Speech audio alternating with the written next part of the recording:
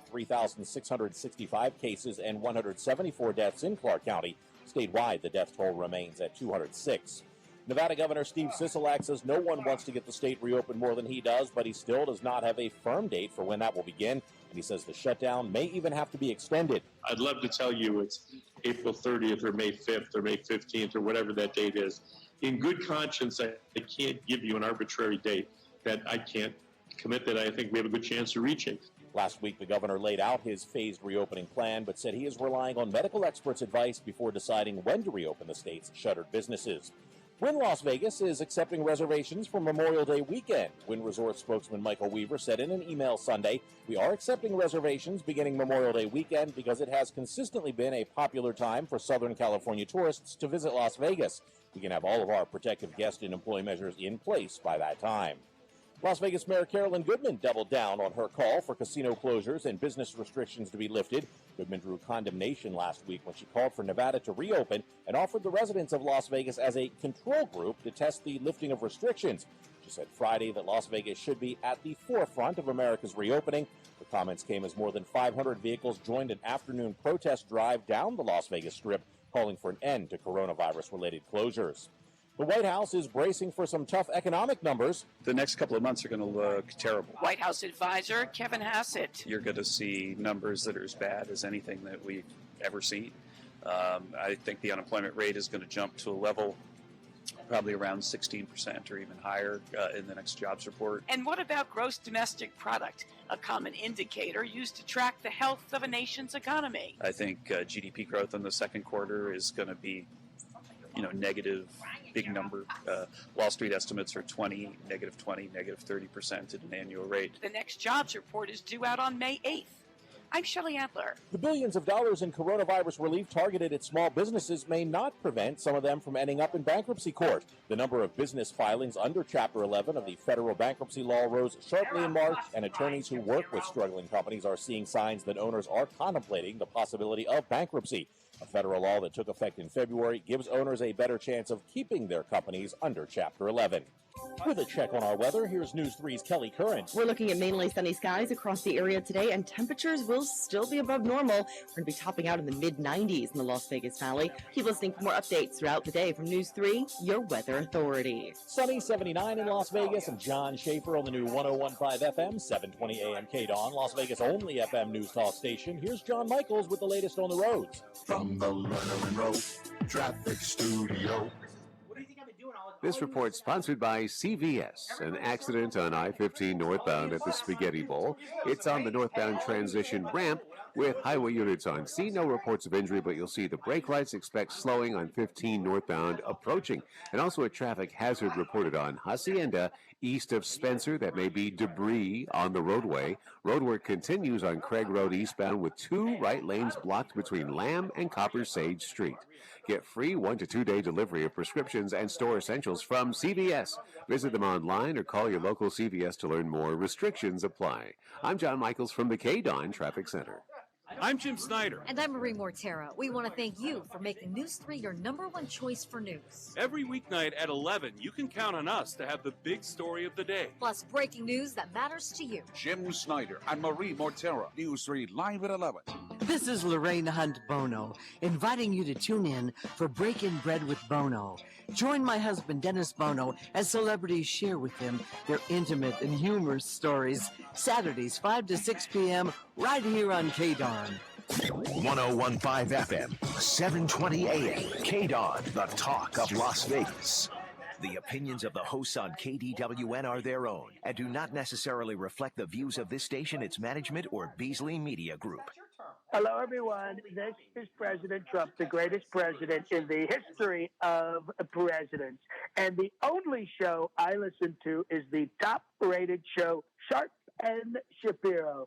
They are the best. Right now, the day's biggest news stories from a Vegas perspective. This is the Vegas Take with Sharp and Shapiro.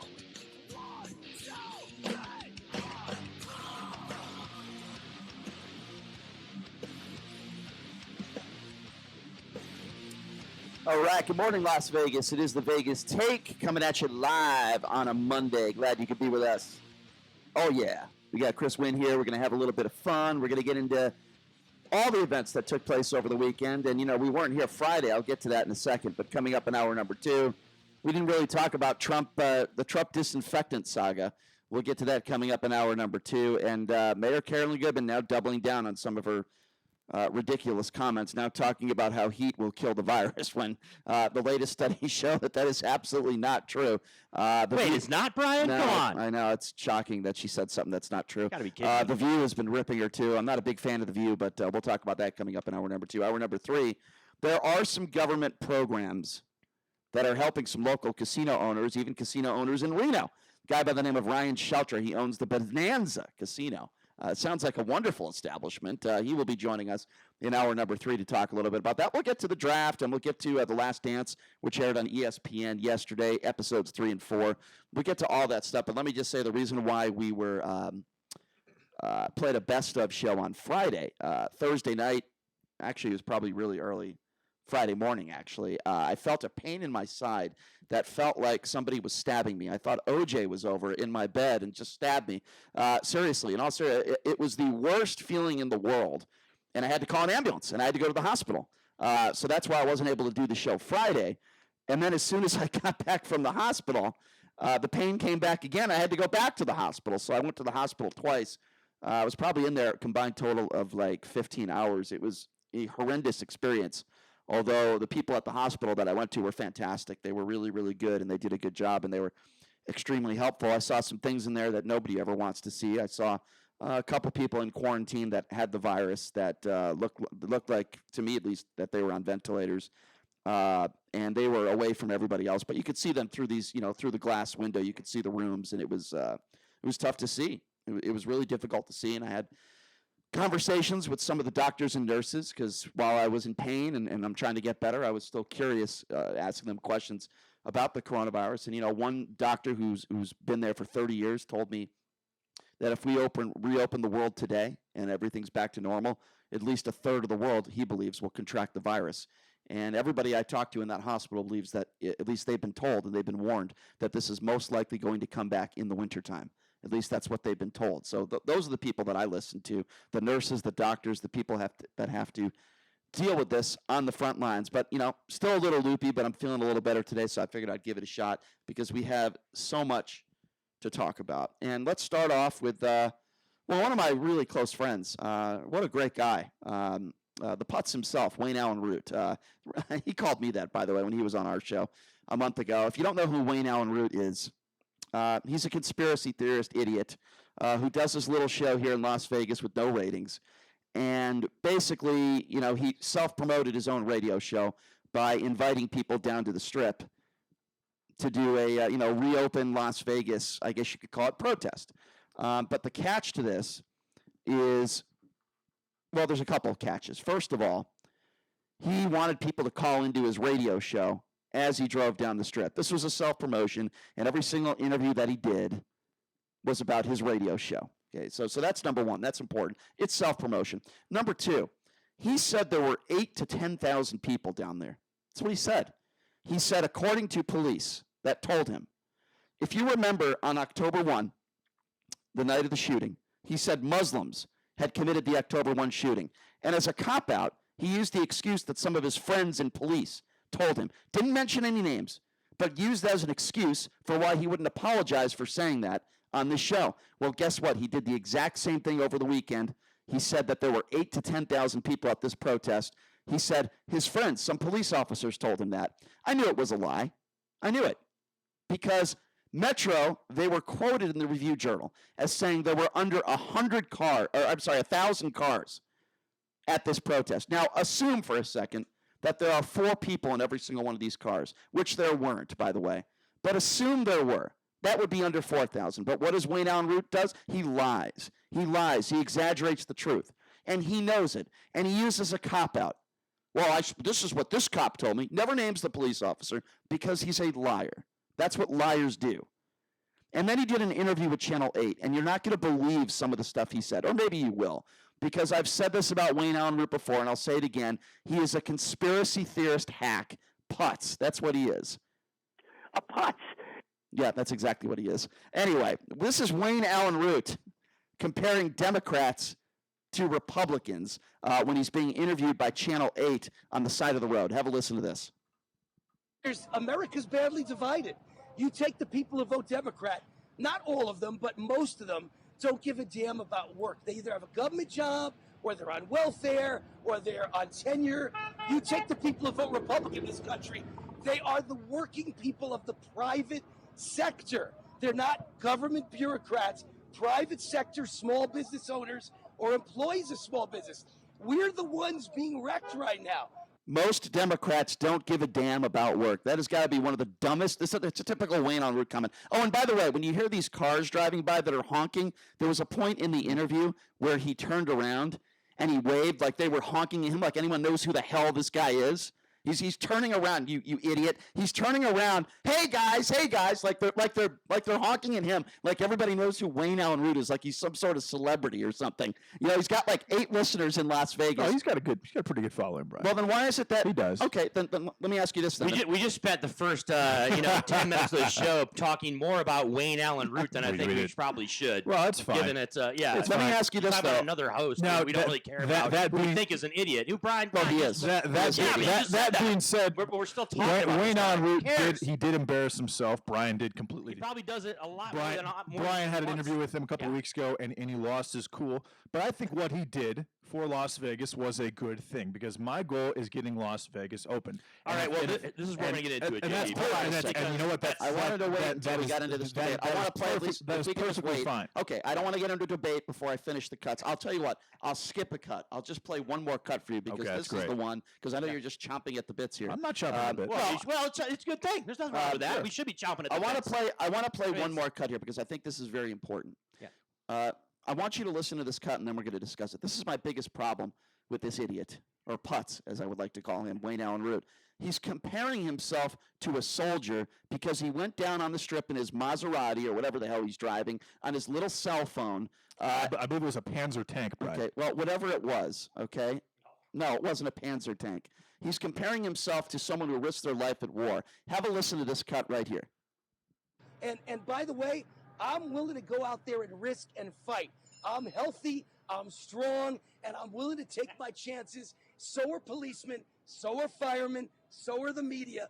Why would it be reckless for me to want to do the same thing as a guy who goes into the military and is willing to sacrifice for his country? We are the heroes of the business world and the first responders of the business world, small businessmen and women. And we are willing to go out there and shoulder the burden and fight and keep America great. Yeah, so let's just talk about that here for a second. What exactly did Wayne Allen Root do? He self-promoted his radio show. He drove down the strip. I guess he did what every other tourist in this town does. He drove down the strip, he honked his horn a couple of times, and had people call into his radio show. That's all he did. And he's comparing that to the brave men and women in uniform who risked their lives for this country. It is disgusting what he just said there, and it goes to show you the character of this guy when he does that. And it's embarrassing. Nobody should defend that. If you're okay with protesters and you think going down to the strip and protesting is a good thing, okay, fine. We could have a conversation about that. But anybody that defends those comments that Wayne Allen Root just said, comparing the brave men and women in uniform to, what is he risking doing this? What is he risking? It's self-promotion. It's a couple hours out of his day acting like a buffoon.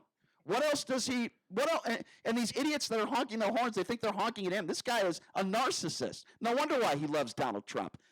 Is there anybody in this room right now that defends those comments of Wayne Allen Root comparing going down to the strip, honking your horn a few times, holding up Trump signs, to the brave men and women in uniform that risked their lives for this country, JD? Do you defend those comments that he just made? Wait, there's 5 people in this room right now. Well, I'm asking you first. Okay, you're asking me. Then you can just ask me next time. Then. Okay, okay. Well, I'll go to Chris if you don't want to answer. Obviously, I don't defend those comments, Brian, nor do I support them, nor do I agree with them, because they're not correct. That being said, I think what he did by having a caravan of people driving down the Las Vegas Strip, whether it was 8,000 or 3,000 or 4,000, and this was only promoted on the radio show. It wasn't 8,000. It was okay, whatever the numbers. It was definitely several thousand people. We can say that. We can agree with that. I don't know that for sure. Okay. Well, Metro Police are saying there were under 1,000 cars. And I'm not going to say all those cars were there because of Wayne Allen Root either. Under 1,000 cars, maybe there were several thousand, but he lied. I mean, Brian, he stood at the end after as every car was driving by. He stood at the end and he waved at him. I mean, I thought it was obviously. And you know what? Obviously, those people probably, who the hell is this old guy? You don't know that. Waving at me. You really don't know that. Who is this clown waving at me? You're assuming that. And you know, I again, was he promoting himself? Of course. But what he said about Democrat, there are a lot of Democrats who do have state and government jobs who do enjoy living off the government. That is a true thing. And a lot of people that are capitalists who have small businesses, who are Republican, who are entrepreneurs, are getting killed right now. And that is true. Now, was most the right word to say? No, but some is definitely correct. So he really doesn't say anything. And so I really think that what he did was actually very good for the city of Las Vegas. And I'm not saying he's a hero. Don't put words in my mouth. But ask you a question. But I do appreciate the fact that they did practice social distancing, no one got out of their cars. Not everybody. And they just drove down. Not everybody. Show me one person who didn't practice social distancing. It was quoted in the Review Journal as saying the majority of people did practice social distancing, but there were some people that got out of the cars that did not practice social distancing. Show me one picture, show me one piece of evidence. You love the word evidence. Show me one piece of evidence that showed that anyone did not practice social distancing in that caravan, protesting, reopening. I will gladly do that. Chris, you want to chime in here? Yeah, I want to chime in because, guys, what we're about to do here is get into nuts and bolts as to why this protest is even taking place, right? This is what we're going to talk about. I know we discussed Wayne Allen Root, another radio host, and our personal feelings about him. But the bottom line is this, okay? There's a basic disagreement, okay, with the majority of people, not just in Las Vegas, not just in Nevada, but across the country as far as the reasoning behind this protest. And then there are others like yourself, JD, okay, sure, and the people that were in that protest, all right, that have another general feeling about how we are handling the COVID-19 crisis and how we should respond, AKA, should we open up society right now or yesterday or have never shut it down? Okay, or May 1st, or May 15th, or June 1st. And then there's other people that have a different perspective, okay? And so that's what's going to be the nuts and bolts of this debate. And I'm sure, Brian, of course, we're going to put the phone number out there, too, so people can respond. But that is the general consensus of what we're going to be talking about here. Not what some radio host wants to prove himself. And by the way, who cares about some radio host? Who cares? Well, he's some an idiot. guy. He might have set it up, but it's a general, overview. And again, I'm not saying he's not an idiot or he's not a putz. What I'm saying is he did a good thing in my opinion. And people who are putzes and idiots and scumbags, they can do good things, Brian. Yeah, like I said, I mean, I'm sure Scott Peterson behind bars gives out free sexual favors, but I wouldn't call him a good person. I think that's a great analogy. Thank you. I appreciate that. But anyway, going back to what we said. A putz. Yeah, exactly. Thank you, Wayne. So he said that there were, there's only a tiny number of people that have the virus. And I'll tell you what was tiny, the turnout. You have what, 4 or 5 million people in the state? 4 or 5 million people. We're talking about a couple thousand people that showed up. People that want to protest, you're in the minority across the country. Severe minority, by the way. You are in the minority. And there were polls that were taken throughout the country that were asked, do you think we should reopen tomorrow? 87% of Americans over the weekend said, no, I don't think we should reopen tomorrow. The majority of the people in this country, both Republican and Democrat, think that we should do this safely. We should do this and listen to the scientists and the doctors. Yes, there's probably 10% of America, like the Wayne Allen Roots of the world, okay, that believe we should protest to high heaven and somehow think because we have a couple thousand people on the strip, Governor Sisolak is all of a sudden going to say, boy, my doctors and my scientists are telling me I probably shouldn't open the state right away, but since we had 2,000 people holding Trump signs, boy, I better change course. That's just not going to happen. We could have Facebook pages, we could have protests, and all that stuff is not going to change Governor Sisolak's mind. I don't understand why that is so difficult for some of these protesters to get. It's not going to change anybody's mind. Governor Sisolak is going to make his mind up based on evidence, based on the experts, based on the doctors, based on the people in his administration. Same thing, I would hope, with most of all the other governors. They're going to make decisions based on the doctors. At least I'm only going by what Governor Sisolak has said, and I take him for his word on that. So we could protest and have a couple thousand people, and somebody like a Wayne Allen Root, the putz himself, could do interviews and say we got 8,000 to 10,000 people in lie. We all know the truth, and we all know that these protests are not going to change anything. You have the right to protest as long as you're practicing social distancing. That's fine. I disagree with it. You're not breaking any laws. I think you're wasting your time. I think there's better things somebody like a Wayne Allen Root could do. But how about go to a food bank? How about raise money for charity?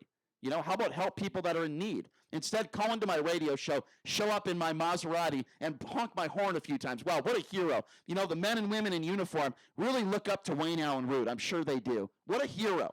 What a hero. Anyways, there's going to be another protest on Saturday, actually several, one in Carson City and one in the Las Vegas Strip again. Good. Well, they're all soldiers. They're all heroes. You know, they really are.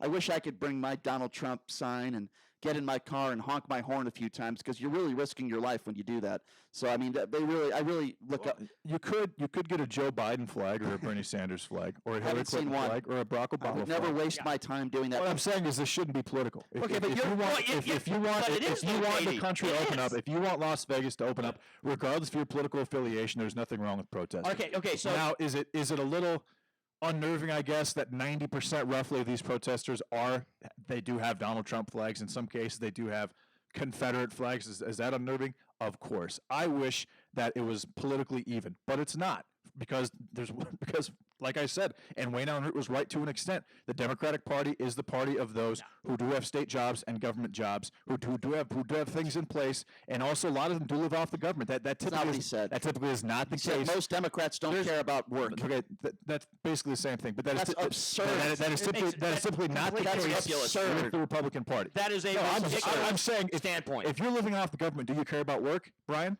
Okay, I'm going to respond. The answer is no. Okay, well, I'm going to respond. That is completely and utterly ridiculous and not factually. Hold on, if I could just finish. That is completely not factually accurate when he makes the claim that most Democrats don't care about work. That would be like if I said to you right now, most Republicans are racist. That is not true. I would never say that. Are there some? Perhaps. Right. Absolutely. And if you want to say, well, I think there are some Democrats, how about just in general? Okay, hold on a second. I'm not done. How about if I just said, in some cases, both Democrats and Republicans, some of whom don't care about work? It's not about party lines here. There are some Americans that are lazy. That's very, very true. But the fact that he said that most Democrats don't care about work, again, we'll go back to the putz comment. He is a putz, okay? And a putz. Yes, thank you. He is. So, JD, my question to you is, if you support what they were doing, why weren't you there? I didn't know about it. What do you mean you didn't know about it? We talked about it last week. No, I didn't know about it. About his particular protest? I had no idea about it. No, I just saw it on TV or on the internet. Okay, I'm just curious. Guys, the bottom line here is this. I heard about it in the middle, and I live about 30 minutes away. JD, the bottom line is this on this. Okay, let's lay it all on the table. The reason why these protests are political is because one guy from the bully puppet is talking about how we need to open up the country, okay? It's not like there are people name me. I posed this question to you the other day and I got no answer. Okay, I got zero answer. All right? Name me one person out there that's a Democrat, okay, or that is on the left that is at these rallies, because I guarantee you if there was one person, they would be all over the media, because the right-wing media or Fox News, for example, would find a way to get these people and say, hey, well, there's a Democrat right here that agrees with these protests. There's somebody that's on the left that's on board with this. There's not one, because this has become political. Chris and the only reason it's political is because the President of the United States has been touting this. We need to open up the country right now. Chris, that's there were it's not the there were a lot of Democratic protesters in Michigan. There were not. No, there's not. JD, I'm from Michigan. There weren't any. There were none there. There were zero. Okay, there might have been one or two. Okay, but because they're just maybe outliers. Because you don't want to say 100%. But I keep bringing this up. It's like 98% at least. Okay, of people that are either Trump supporters or the GOP members. They are making this political, okay? That's why we're talking about, that's why they want to recall Steve Sisolak. You want to recall the governor because of how he's handling the COVID-19 response? Are you really kidding me? No, they want to recall Steve Sisolak because he's a Democrat. The only reason they want to recall him is because he's a Democrat. Because let me tell you something. I don't care if you're Democrat, Republican, Independent. As a governor, you would have handled it almost exactly the same as Steve Sisolak. It completely infuriates me, and I just think that this whole thing, the whole fact That I political can here tell you is that ridiculous. that would not happen Political because is ridiculous. Nevada is doing exceptionally well with cases and deaths. My home state. What does that have to do with the price of tea in China and what we're talking about? My home state has 1,000 more cases than Nevada does with. So what? You're talking about numbers. That has nothing to do with numbers have to do with everything, Chris. No, it doesn't. Yes, of course it does. Does not. Of course it does. No, Nevada has they have a 10%. They have a 10%. Yeah, and every single state is sovereign. No, yes. Okay, so we have borders on every state, is what you're saying? We have borders. What I'm saying is, Chris, in Nevada, the numbers are outstanding. Other states that have numbers that are very similar to Nevada are opening up slowly as we speak. Is Steve Sisolak not opening for one of the reasons because he's a Democratic governor? There has to be a national plan, I think there is. What do you mean a national plan? There has to be a national plan. There's phase one. There's phase one. There's phase two. And there's phase three. I'll tell you. That was already created 2 weeks ago. We have a national plan, right? Yes, it was created. Yes. It's called a phase 3. It's called phase plan. 1, phase 2, phase 3. Yes. Yeah. Okay. So there's states that are opening up across the country. Okay, that do not satisfy phase 1. Okay, so what? Obviously, like which ones? Like which ones? Like Georgia, like South Carolina, like Tennessee, and to an extent Florida as well too. And okay, they have not satisfied phase 1 of this three-phase national plan that was set out by the Trump administration and by the response team. Georgia, but they're opening anyway. They're opening anyway. Georgia was Why the are they one doing to that? open It's up. called political. No, it's because they want their economies to be saved.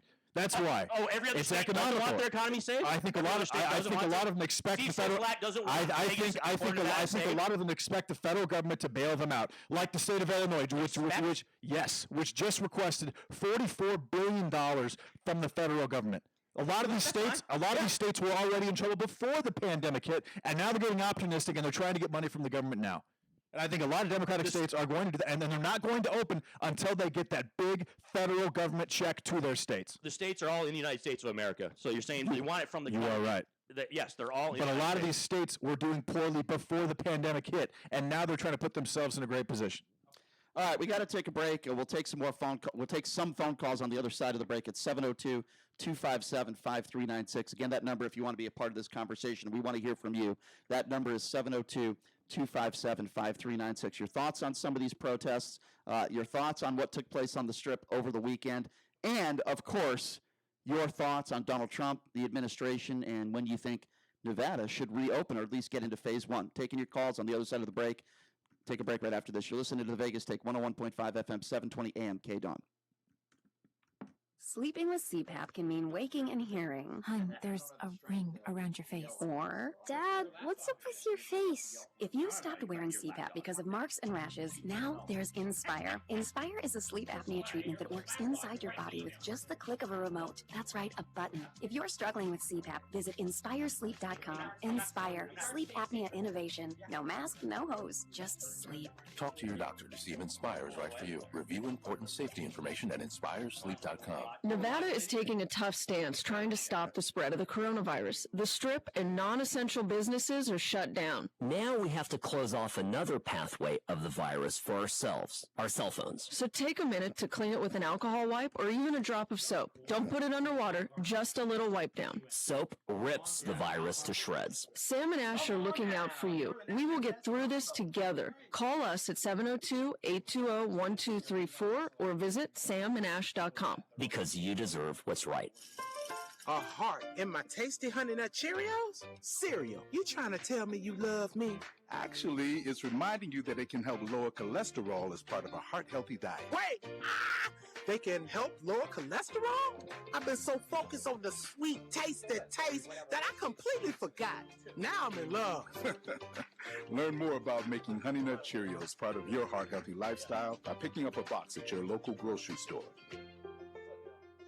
It's open enrollment season, and MediShare is the Christian healthcare sharing ministry that saves most families about $500 a month. Google MediShare and see if it's a fit for you. MediShare, healthcare you can believe in. Diabetes, high blood pressure, anxiety meds, everyone's on them. If you're a 50-year-old male, maybe a bit beefy, or even with type 2 diabetes, $1 million of term insurance may only cost you about $200 a month. Affordable term life insurance is out there. Call Term Provider and speak with Big Lou at 800-481-1458, 800-481-1458, or visit biglou.com. Remember, Big Lou's like you. He's on meds too. Hi, it's David Masters. Join me and my brother Alan for Advice Line, 10 to midnight, Monday through Friday, right here on 720 KDON and on 101.5 FM. That's Advice Line, America's live radio counseling program. If you've got problems, we've got your answers. Monday through Friday, 10 to midnight. This is Harry Jacobs from Credit Restoration of Nevada, inviting you to join me for the Credit Show, Saturday mornings between 9 and 10, here on the new 101.5 FM and 720 AM, KDON. Research has begun to find out if a simple heartburn drug might help defeat the coronavirus. Medical correspondent Elizabeth Cohen. Researchers in New York City are studying the active ingredient in Pepcid called famotidine. It's because of something doctors observed in China. Patients who were sick with COVID but were taking famotidine had a better outcome. But the study is only in its early stages, and people are being told not to run out and buy heartburn medication. New York has canceled its June Democratic presidential primary. Bill Gates says it's possible mass production of a virus vaccine could be underway within a year. More states are looking to try to gradually reopen, including now Mississippi, and Minnesota. Georgia, Oklahoma, Alaska, South Carolina all have lifted restrictions. The Dow up 1%. I'm Mike Morris. It's time to check the roads. From the Leonard Road Traffic Studio. This report sponsored by CVS. The crash I-15 northbound at the Spaghetti Bowl still a factor on the northbound transition ramp. Traffic is getting by, but a bit slowly. Also an accident reported on Pecos at Desert Inn. Police on scene right now. And a traffic hazard was reported on Hacienda east of Spencer that may be debris to watch for.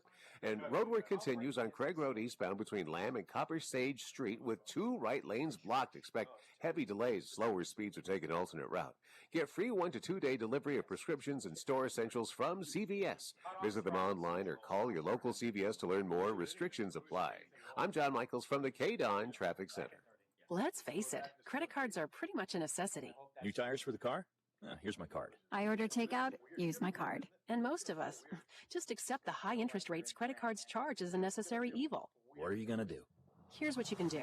Get a low fixed rate credit card consolidation loan from Lightstream and pay off those credit card balances. You can get a loan from $5,000 to $100,000. The process is all online. You never have to leave the house. And you could get your money as soon as the day you apply. The average credit card company charges over 19% APR. But with Lightstream, you can get a fixed rate as low as 5.95% APR with AutoPay. Now I can pay off my high-interest credit cards and save money at a much lower rate. Thanks, Lightstream. Apply today at lightstream.com/radio and get an additional interest rate discount. That's lightstream.com/radio for an additional discount. Lightstream.com/radio. Subject to credit approval. Rate includes 0.5% auto pay discount. Terms and conditions apply and offers are subject to change without notice. Visit lightstream.com/radio for more information. 101.5 FM, 720 AM, KDON, the talk of Las Vegas. Sean Hannity, weekdays noon to 3 p.m. Now back to the Vegas Take on 101.5 FM, 720 AM, KDON.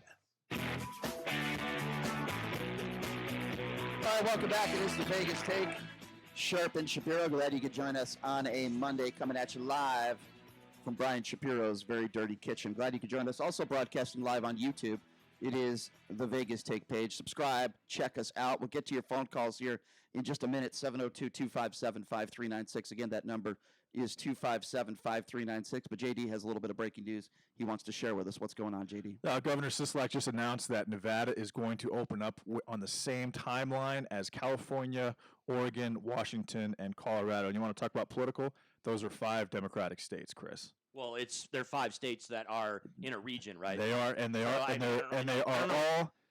all Democratic. But honestly, they're all doing very well with the virus. Right. Washington was the first ever death. They had the nursing home that had the Kirkland had like 44, 66 people that died, and they had some people in Seattle that died from the Diamond Princess cruise ship. But their positive testing rates are all below 10%. They're in the bottom. They're in the bottom as far as caseload. Obviously, California has a massive population, but California has the cases that New York has divided by 10, as well as the deaths. So all those states are doing very, very well controlling the virus thus far. So hopefully they open soon. But they're all opening together, and they are all historically Democratic states. I just do want to point out, though, that they are in the same region. That's right. I Correct, right? get that, Chris. In fact, they are. But you they talk about they are bordering each other. you talk about politics, though. I mean, yes, I think politics should not be involved when it comes to the coronavirus pandemic. Obviously, under these circumstances, they are clearly. Or now, why is Arizona not included? Why is Utah not included? They should be. I think all the states. I'll tell you why. I'll tell you why they aren't, because they have Republican governors, Chris. Well, in my opinion. Well, then, if they're making decisions, you have 5 Democratic governors deciding when 75 to 100 million people are going to be able. All right, I got to interject here. Why are we making decisions based on politics? Let me interject here. I'm not. If you want the decision was made. It wasn't by me. Okay, if I could I'm just reporting on the decision. What's up? You just said you don't want it to be about politics, and you're saying these are all Democrats. Right. I find it very interesting that every day when Donald Trump does his coronavirus press conference. What about us? If I could just finish. No, it's not what about us. Yes, it is. No, it's not. We're talking about the coronavirus, and we're talking about. He's the tip of the spear politically. No, Donald Trump. Hold on. If I can just finish. We're talking about the coronavirus, and you're saying how angry it gets you that politics are involved. Why don't you ever speak up when Donald Trump talks about the elections during a coronavirus pandemic? He never talks about the elections. Yes. Excuse me? He does not talk about the elections. Really? He doesn't talk about Joe Biden, and he doesn't talk about Sleepy Joe? He's never once talked about the 2020 election. Does he talk about Sleepy Joe Biden and Nancy Pelosi and Democrats? Yes. He has never once specifically mentioned the 2020 November election in any press conference. So you don't think he does anything political in his press conference? I'm just saying, that's what you said. He talks about the election. I'm saying he has not done that. He has not done that. He goes after Joe Biden. Of course he does. He's talked about Joe Biden. If you know that we do have an election in November, well, hold on. Joe Biden is the guy that he is running against. So don't tell me Donald Trump doesn't make this about politics. He absolutely does. He goes after Democrats on a daily basis. If you are going to call out these governors and say, well, they're all doing the same thing, even though, as Chris mentioned, they all border one another. And if you're going to attack them and say this is about politics, then you better be consistent and also attack the president of the United States. I'll tell you what, Utah and Arizona are also bordered by Nevada, and they are not included in this conversation. But again, you're deflecting. And I find it very coincidental that those two states, and they're both doing great with the virus, but they're both Republican states. All right. Now, did Donald Trump mention that Joe Biden mentioned how when he created the travel ban, how Joe Biden called it xenophobic? Yes. Did he mention the conversations that they had when Joe Biden took those comments back? Yes. But he's never once specifically mentioned the 2020 election or November. He has never done that one time. The whole basis. But does he make inferences to Joe Biden, who is his Democratic opponent? Of course. Same with Nancy Pelosi. Same with. So you don't think Trump has made it political in any of his press? I'm not saying he has. I'm saying he's never mentioned the election. Of course, he's made it a political to a degree. Okay, so criticize the president. No, JD, I'm going to destroy your point right here. No, you're because not. Yes, I am. Because Donald Trump's entire basis, his entire reasoning behind his opinion of we need to open up the country immediately is because he wants to protect himself when it comes to the 2020 election. He does obviously this is going to destroy the economy, right, guys? I mean, this is something where the economy is taking a monstrous hit. Chris, and that's horrible for Donald Trump politically. It's horrible for Donald Trump politically, though. That's his main, in my opinion, it's his main motivation for his perspective when it comes to this virus and how he wants to handle it. All right, let's go to the phone calls. I promised I would take some. 702-257-5396 is the number to call. Let's start off with Al. Al, you're first up in the Vegas take. What's going on? Hey, what's up, Al? Hey, good morning, guys. Really enjoy the show. I was going to call to make a point, but I'm going to forego that. And this is not really an attack. It's going to seem that way, but it really isn't. Chris, when you are what I think is a reasonably intelligent individual, I think you're busy carrying Brian's water. And I don't really know what JD makes some very, very valid points, and you guys just continuously shoot it down. All right, let me interject. First of all, I want to point this out because I am my own individual. Okay, Brian Shapiro is the host of the show. I happen to be a guy that just fills in. I agree with I'm not Chris. Brian Shapiro. I don't. Chris also runs our social media. Do you understand how many times me and Brian get into it because me and Brian have different opinions? Hold on, Chris. Academic. No, hey, Brian, I got to respond to his comment. You're talking about me point is as well taken. some type of lapdog or something. It's not true. Okay. It was Point is I'm well a different taken. person. It was a We're different backhanded people. compliment. If I could just interject No, it with wasn't this. a backhanded compliment. It was, Okay, let me know when you're done. I so appreciate him saying that I have some intelligence, though. All right, and Brian, you can't let me respond to the caller. just did. The caller's responding, talking about me, bro. Just let me respond, okay? And say my piece. You don't have to chime in. You every don't 5 speak for seconds. me. You don't speak for me. Yeah, you don't speak for me. You So know why what? didn't you chime You in know every what? time? By the way, he's talking about me. By the way, those of us on YouTube, Yes. Chris Wynn looks amazing today. I think he's lost probably 15 pounds. Putting on some- hey, he's little color shading, right? and he's got a Little nice tanning action, folks, out glaze. there. He's got a nice glaze skin tone. So I just want to get that out there to the caller, okay? But I do appreciate the compliment. All right, now let me interject. You said he carries my water. JD says intelligent things. So I would imagine you say you would think that I say unintelligent things. In the first 40 minutes of this show, please explain to me something that you disagree with, that you think is either not factual, and let's have a conversation about that. What have I said in this show that you disagree with?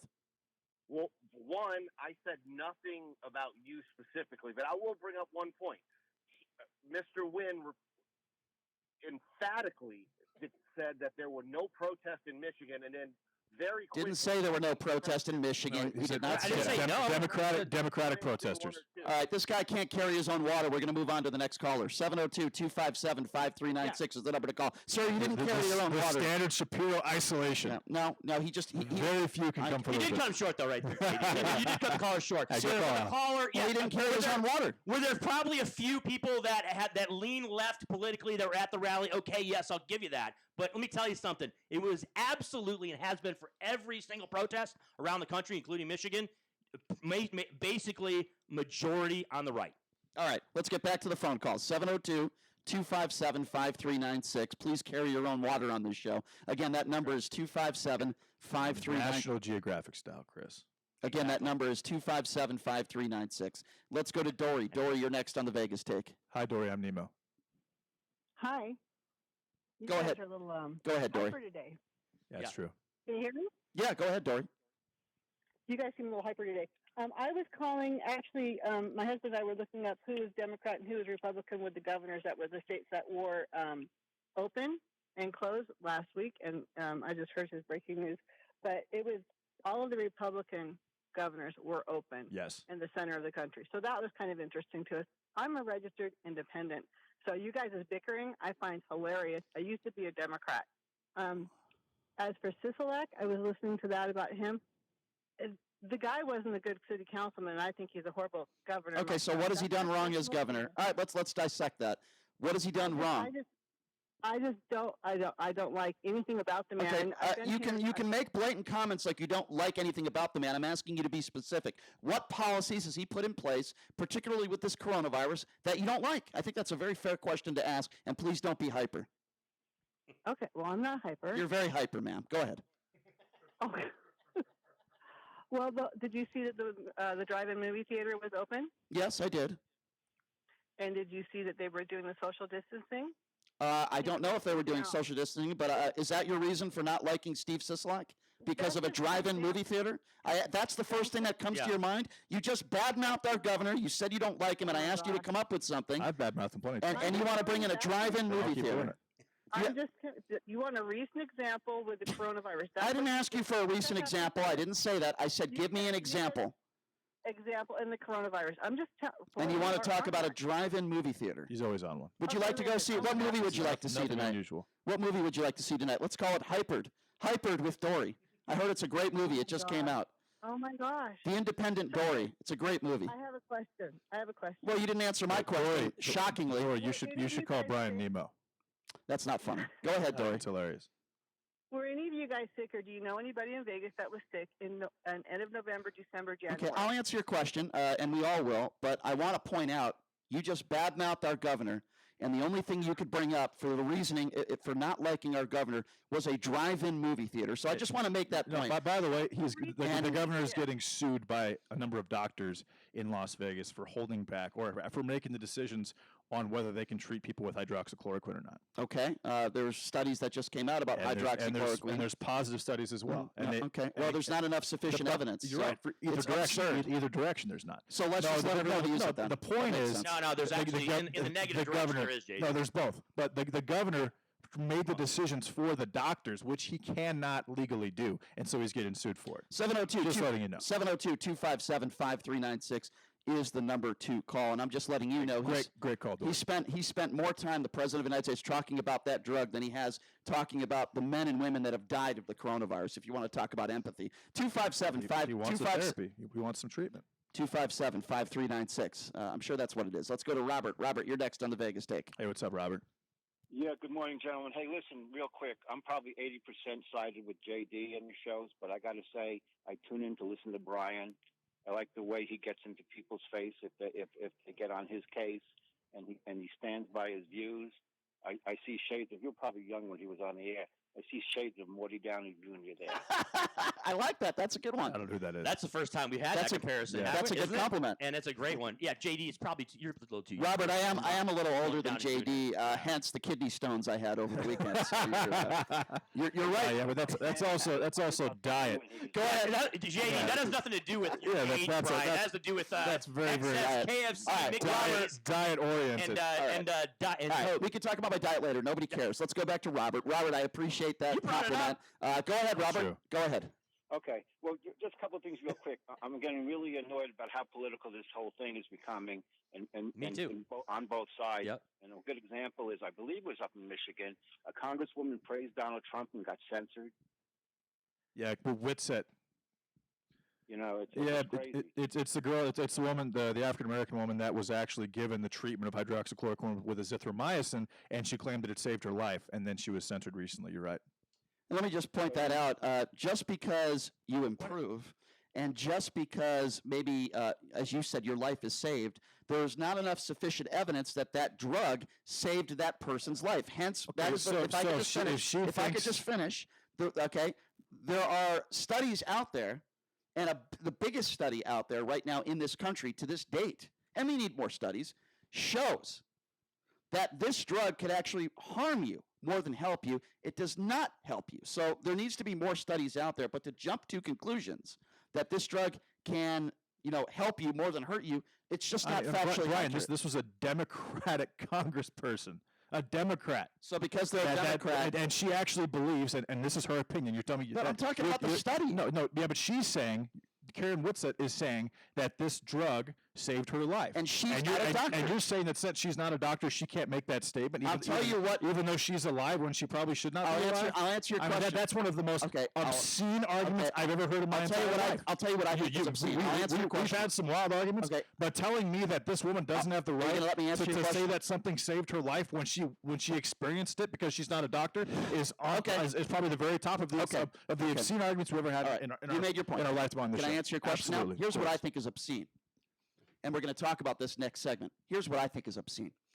The President of the United States talking about disinfectant and injections. The President of the United States talking about this drug when there is not enough sufficient evidence to prove one way or the other that this drug can help you if you have the coronavirus. Going back to this Democrat, I'm going to listen to the doctors and the scientists rather than listening to one Democrat who thinks she was saved by this drug. She doesn't know if she was saved by this drug or not. She's not a doctor. So that is the best way I can answer that question. Let's go back to the phone line, 702-257-5396. Let's go to Troy. Troy, you're next on the Vegas Take. What's going on? Hey, what's up, Troy?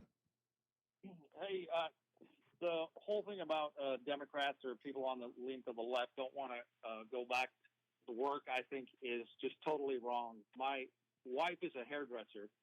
Most of the people she works with not only lean to the left, but they hate Donald Trump with a passion. Right. But they want to get back to work. Sure. They don't think that Sisolak is doing a perfect job.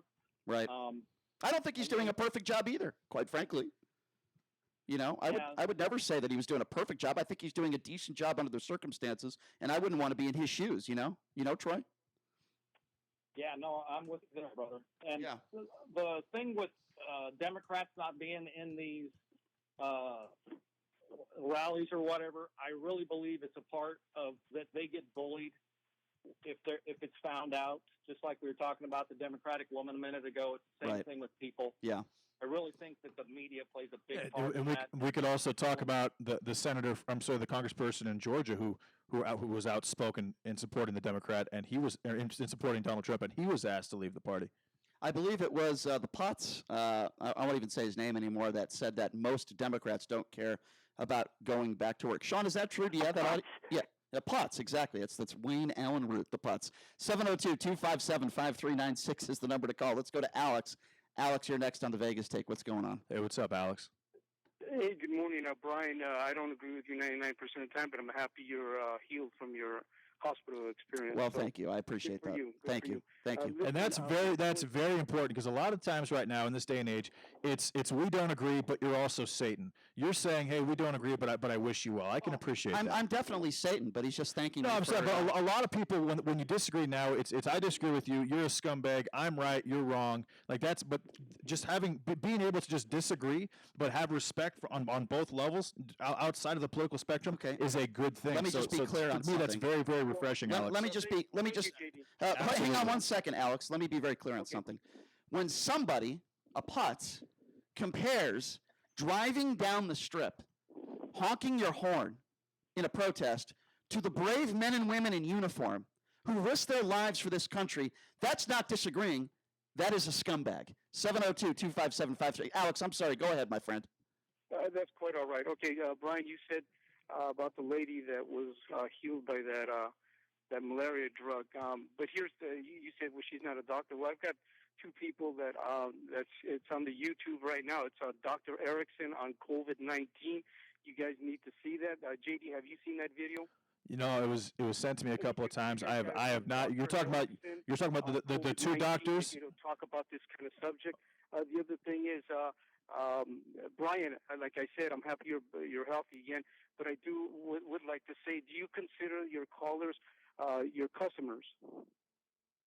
Do I consider? I consider all my listeners my customers, not just callers. So the other gentleman, I don't know his name, Mr. Wynn. I think he's Chris a Wynn. little aggressive, or he's coming across like he's angry. I'm fired up. Hold on, Yes, I'll take care of I'm this. fired up. I'll take care of this right now. Alex, who's your Hey, favorite? Brian, shut up and let him talk. So please, I'm not your lapdog. I'm not your lapdog. I like that. Tension. Well, no, I didn't say that. No, I'm just saying that I think you guys should treat us when we have an opposite opinion a little more. Alex, I get your opinion. Who's your favorite talk show host, Alex? Actually, believe it or not, JD. Okay, who's your favorite? way. Hold on. Who's your favorite national? Alex. Alex, who's your favorite national radio political talk show host? That is legit, Alex. Thank you. Probably Lou Eller. I like him. Okay. Anybody on TV or anybody on Fox News that you like, or? Well, I don't like. I'll tell you what. Like, for example, I like what Levin says, but I don't like the way he yells at people. And Okay. Well, at least you pointed that out. The reason why I say that. That's all I'm asking from you guys. Okay. Well, the reason why I say that. Hold on a second. The reason why I say that. You're entitled to your opinion.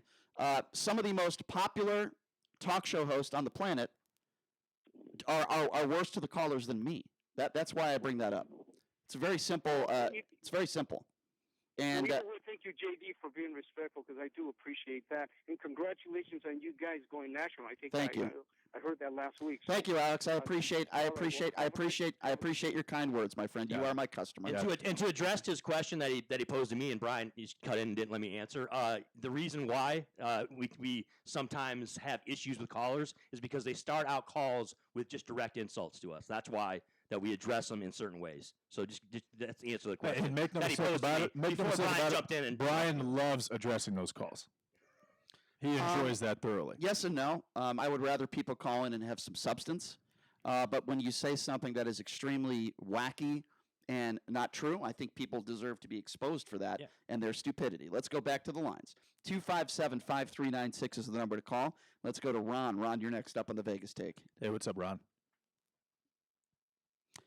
Ron, are you there? 702-257-5396. Let's go to Jacob. Jacob, you're next. What's going on? Hey, Jacob. Hey, what's up, guys? Congratulations on addressing a national platform. I just heard of that. That's news to me. Actually, the first time I'm tuning into your radio station here. Oh, cool. Well, we're glad you found us, Jacob. Thank you. Yeah, awesome.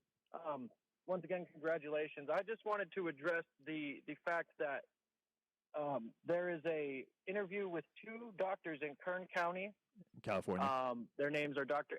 Erickson and the other gentleman, I don't recall his name, but even these people, they've assessed their own data, shown that the shutdown is not beneficial to the economy nor to the health system in What general. person, okay, let me interject. What person on the planet that would say the shutdown is beneficial to the economy? That's obvious. Everyone's saying the shutdown is not beneficial to the economy. I agree with you. That's not the point. The point where we're at right now is, when should we reopen? When is it safe for society? We know this is horrible for the economy. There are a lot of people out there that are struggling. Absolutely. Which leads to death. And I'm just very, very anxious about this whole situation. I'm wondering. Sure, we all are. If these countries around the world, thank God we live in a first world nation that doesn't have to resort to riots and looting, in like the first 2 weeks of shutdown, because they're having that in Lagos, Nigeria, right, Venezuela. And all these places are just absolutely bonkers, man. Which is crazy about Venezuela, because they only have 10 cases. But again, let me respond to that. Here's what would be more bonkers. If we opened up the country when we weren't ready and people were not safe, in fear that there might be some protest or there might be some looting going on. To me, that is what would be more bonkers. The problem is, Brian, we don't know if we are safe or we're not safe, because let's just reopen because everything. We don't know when the virus got. First of all, you say that all the time, and we don't know when the virus got here. We don't know how deadly it is. A lot of things we don't know. We've seen 9 antibody reports done by doctors and experts, not Anthony Fauci, not doctors that you would know, but doctors in general, just like these 2 doctors in this video that I haven't watched yet. But we don't know anything about the mortality rate. So am I saying open immediately? I am saying open, but if you are high risk, protect yourself, and if you like to wear a mask, do that as well. And if you want to have your own PPE, do that as well. And that's fine. But I do think we should open. Now, do I think that New York City should open? Probably not, but their deaths were down to 367 yesterday, which was the lowest in a month, so they're starting to do better as well. And they're already talking about opening up, Brian. So if New York can open up, then the entire country can certainly open up. And going back in circles to what I say every day, listen, I know you're kind of insulting Dr. Fauci. No, I'm not. Okay, well, the doctor. I'm just saying there's other doctors. Okay, as the doctor that I know, but Dr. Fauci is in charge. Dr. Fauci is in Donald Trump's administration, and Dr. Fauci disagrees with you. I will take his opinion over yours. 702-257-5396. Let's go to David. David, you're next on the Vegas Take. Hey, what's up, David? Hey, thank you for taking my call. I have a comment about your program. There's sometimes you guys are arguing so much with each other, I can't understand anything. I'd suggest you give each one their David, what do you not chance understand? We'll try to clear that up for you, sir. What is it that we've said that you didn't understand? No, what I'm saying is when you get talking, everybody's talking, I can't get anything out of your program. He's saying when all 3 of us talk at the same time, when me, you, and Chris are talking. And then campaign is making noises and Stein's yelling. Donald Trump wins this next election, I'm going to move to Cuba. Really? Wow. Anyway. Havana's nice this time of year. I think that's a good soundbite for us, David. It's beautiful I'm down not there. joking. David, listen. We'll try to do our best to not talk over each other, okay, David? Yeah. Thank you. Yeah, all right, thanks a lot, appreciate David. it. 702-257-5396 is the number to call. I'm not moving to Cuba anytime soon. I certainly know that. All right, here's what we're going to do. A lot of cigars down there, Brian. Here's what we're going to do. We're going to take a break, and when we come back, we didn't get a chance to talk about this on Friday. Donald Trump in a press conference talking about possible disinfectant injections. Shocker that a lot of Republicans don't want to talk about that. We'll give you the White House reaction, Dr. Birx defending it. We have the audio for you. It is unbelievable, and we are going to play that for you next. To me, in all these press conferences, is one of the most irresponsible things that Donald Trump has done thus far. It's disgraceful. It is absolutely disgraceful. Then coming up a little bit later in the program, Mayor Carolyn Goodman, in a way, doubling down on her ridiculous interview with Anderson Cooper. Now she's saying that heat will kill the virus, which some studies prove is not true. Coming up in hour number 3, a guy that owns a casino in Reno called the Bonanza Casino. He's going to talk a little bit about how the government has helped him with his small business. So the government is helping some people. And don't worry, we'll talk about the NFL draft. We'll get to that, The Last Dance, the Michael Jordan, Chicago Bulls more documentary on ESPN, why I was disappointed with it yesterday. We'll get to all that stuff coming up next. And, of course, your phone call, 702-257-5396. Again, that number to call if you want to be a part of the conversation. We'll take some more calls on the other side. It's 702-257-5396. Does the president really think that disinfectant can cure the coronavirus? We'll get to that coming up next. It's the Vegas Take, 101.5 FM, 720 AM, KDAWN. Let's face it, credit cards are pretty much a necessity. New tires for the car? Here's my card. I order takeout, use my card. And most of us just accept the high interest rates credit cards charge as a necessary evil. What are you going to do? Here's what you can do. Get a low fixed rate credit card consolidation loan from Lightstream and pay off those credit card balances. You can get a loan from $5,000 to $100,000. The process is all online. You never have to leave the house. And you could get your money as soon as the day you apply. The average credit card company charges over 19% APR. But with Lightstream, you can get a fixed rate as low as 5.95% APR with AutoPay. Now I can pay off my high-interest credit cards and save money with a much lower rate. Thanks, Lightstream. Apply today at lightstream.com/radio and get an additional interest rate discount. That's lightstream.com/radio for an additional discount. Lightstream.com/radio. Subject to credit approval. Rate includes 0.5% auto pay discount. Terms and conditions apply and offers are subject to change without notice. Visit lightstream.com/radio for more information. Your home for Sean Hannity. KDWN Las Vegas. KKLZ HD2 Las Vegas. A Beasley Media Group station. Coronavirus update. A beef production plant in Green Bay, Wisconsin has become the latest to shut down due to coronavirus infections among workers. And correspondent Diane Gallagher reports on a warning today from the head of Tyson Foods. Consumers should be prepared to see less of the products from Tyson on the grocery store shelves as these plants are shut down due to the coronavirus. He's not the first member of a board or a CEO from a meat company to say this. The Smithfield CEO 2 weeks ago said that the meat food supply chain was perilously on the edge because of these plants shutting down. The Small Business Administration system used to process the small business loan applications collapsed an hour after it opened this morning. This is the first chance for small businesses around the country to get their second chance at help.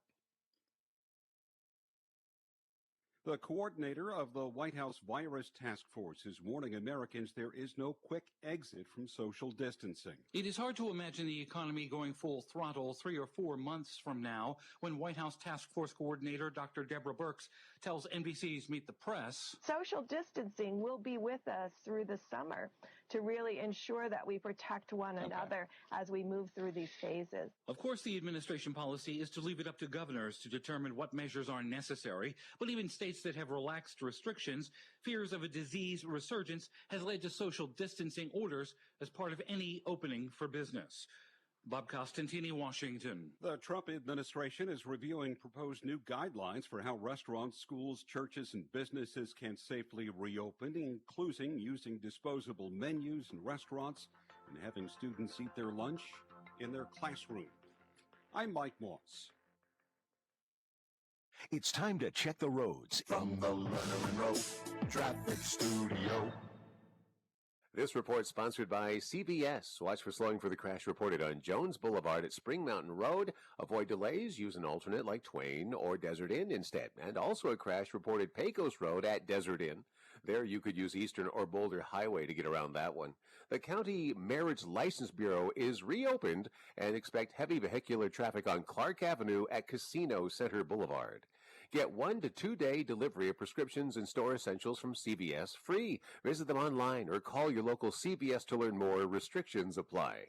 I'm John Michaels from the KDON Traffic Center. It's open enrollment season, and MediShare is the Christian healthcare sharing ministry that saves most families about $500 a month. Google MediShare and see if it's a fit for you. MediShare, healthcare you can believe in. You've heard me talk about Homey and how they will save you thousands of dollars when you buy or sell a home. Not only are they disrupting the traditional real estate model, but I am blown away by how they are investing in our local community during these tough times. I couldn't be more proud to endorse Homey, and here's why. Homey is committing up to $100,000 to the United Way of Southern Nevada to help keep people in their homes through rent and mortgage assistance for those impacted by COVID-19. For every home bought or sold with Homey over the next 90 days, they will donate $500 to the United Way. Even more importantly, Homey will rebate their entire $2,500 listing fee back to you if you are forced to sell your home due to this crisis. That's right, no selling fee. That's huge. It's amazing to see a new company in Las Vegas step up in such a big way. Text JD JD to 88588 to buy or sell with Homie. Again, text JD to 88588. Stay safe and save thousands. Homie really does have our back. Listen to the Texas Corners Bible Church every Saturday night at 11 p.m. and Sunday night at 10 p.m. on 101.5 FM, 720 a.m. KDON. SportsX Radio Nation, what's up? It's Ken Thompson, host of SportsX Radio, reminding you to catch me at my new time, 8 to 10 p.m. for all the local Vegas sports coverage, plus the national scene as well. That's SportsX Radio on the new 101.5 FM, 720 a.m. KDWN. Travis Scribner, managing partner of Westpac Wealth Partners, interviews some of the most successful business owners for insight into what makes both them and their business run. Tune in every Saturday morning at 8 a.m. on 101.5 FM, 720 a.m. KDON, or podcasts on iTunes. 101.5 FM, 720 AM,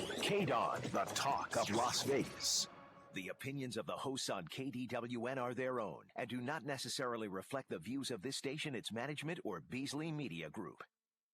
Hello, everyone. This is President Trump, the greatest president in the history of presidents.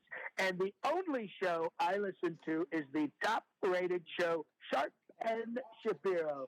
They are the best. Right now, the day's biggest news stories from a Vegas perspective. This is the Vegas Take with Sharp and Shapiro.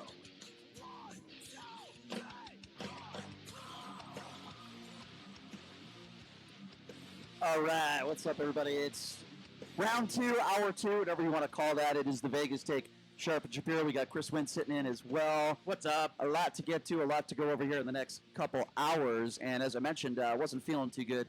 Had some hospital visits over the weekend, and we weren't able to do the show live on Friday. Didn't really get a chance a lot to talk about, well, I didn't get a chance at all, at least on the show, to talk about Donald Trump's press conference in regards to the disinfectants. Let me play a little bit of audio for you first. To me, this is vintage Donald Trump. And it's so funny when you hear some of these diehard Trump fans that try to defend it. This is Donald Trump at his press conference last week talking about using UV light and injecting disinfectant to kill the virus. Have a listen to this. Supposing we hit the body with a tremendous, whether it's ultraviolet or just very powerful light, and I think you said that hasn't been checked, but you're going to test it. And then I said, supposing you brought the light inside the body, which you can do either through the skin or in some other way. And I think you said you're going to test that too. Sounds interesting. What? Right, and then I see the disinfectant that knocks it out in a minute, 1 minute. And is there a way we can do something like that by injection inside or almost a cleaning? Because you see it gets in the lungs and it does a tremendous number of the lungs. So it'd be interesting to check that. So that you're going to have to use medical doctors with. But it sounds interesting to me. So we'll see. But the whole concept of the light, the way it kills it in 1 minute, that's pretty powerful. Yeah, pretty powerful. Is anybody, Chris, do you have any Lysol? I want to inject it in my ass. I think we have some Windex floating around here somewhere in this apartment. Guys. Listen, okay? This is serious stuff. Guys. This is serious stuff here. Why? Because Donald Trump doesn't just represent the logical people in this country, or Republicans or Democrats. He also represents stupid people, as every president does. And there are stupid people out there that will take that for what it's worth and could kill themselves. There are doctors, if you want to talk about doctors throughout the country, that are saying if you want to commit suicide, that's a good way to do it. Inject disinfectant into your body. This is serious. And the president is responsible for it, in my personal opinion, because it should have never been brought up. And there's not one doctor that would say that what he said was legitimate. Now, the next day, he lied to the American people. Now, the people in Trump's administration were spinning. And they said, the news media, they're taking it out of context. No, we aren't. We played the entire minute he talked about it. Nothing out of context. The next day, President Trump, the liar-in-chief, said he was being sarcastic. Have a listen to this. I was asking a question sarcastically to reporters like you, just to see what would happen. Now, disinfectant for doing this, maybe on the hands, would work.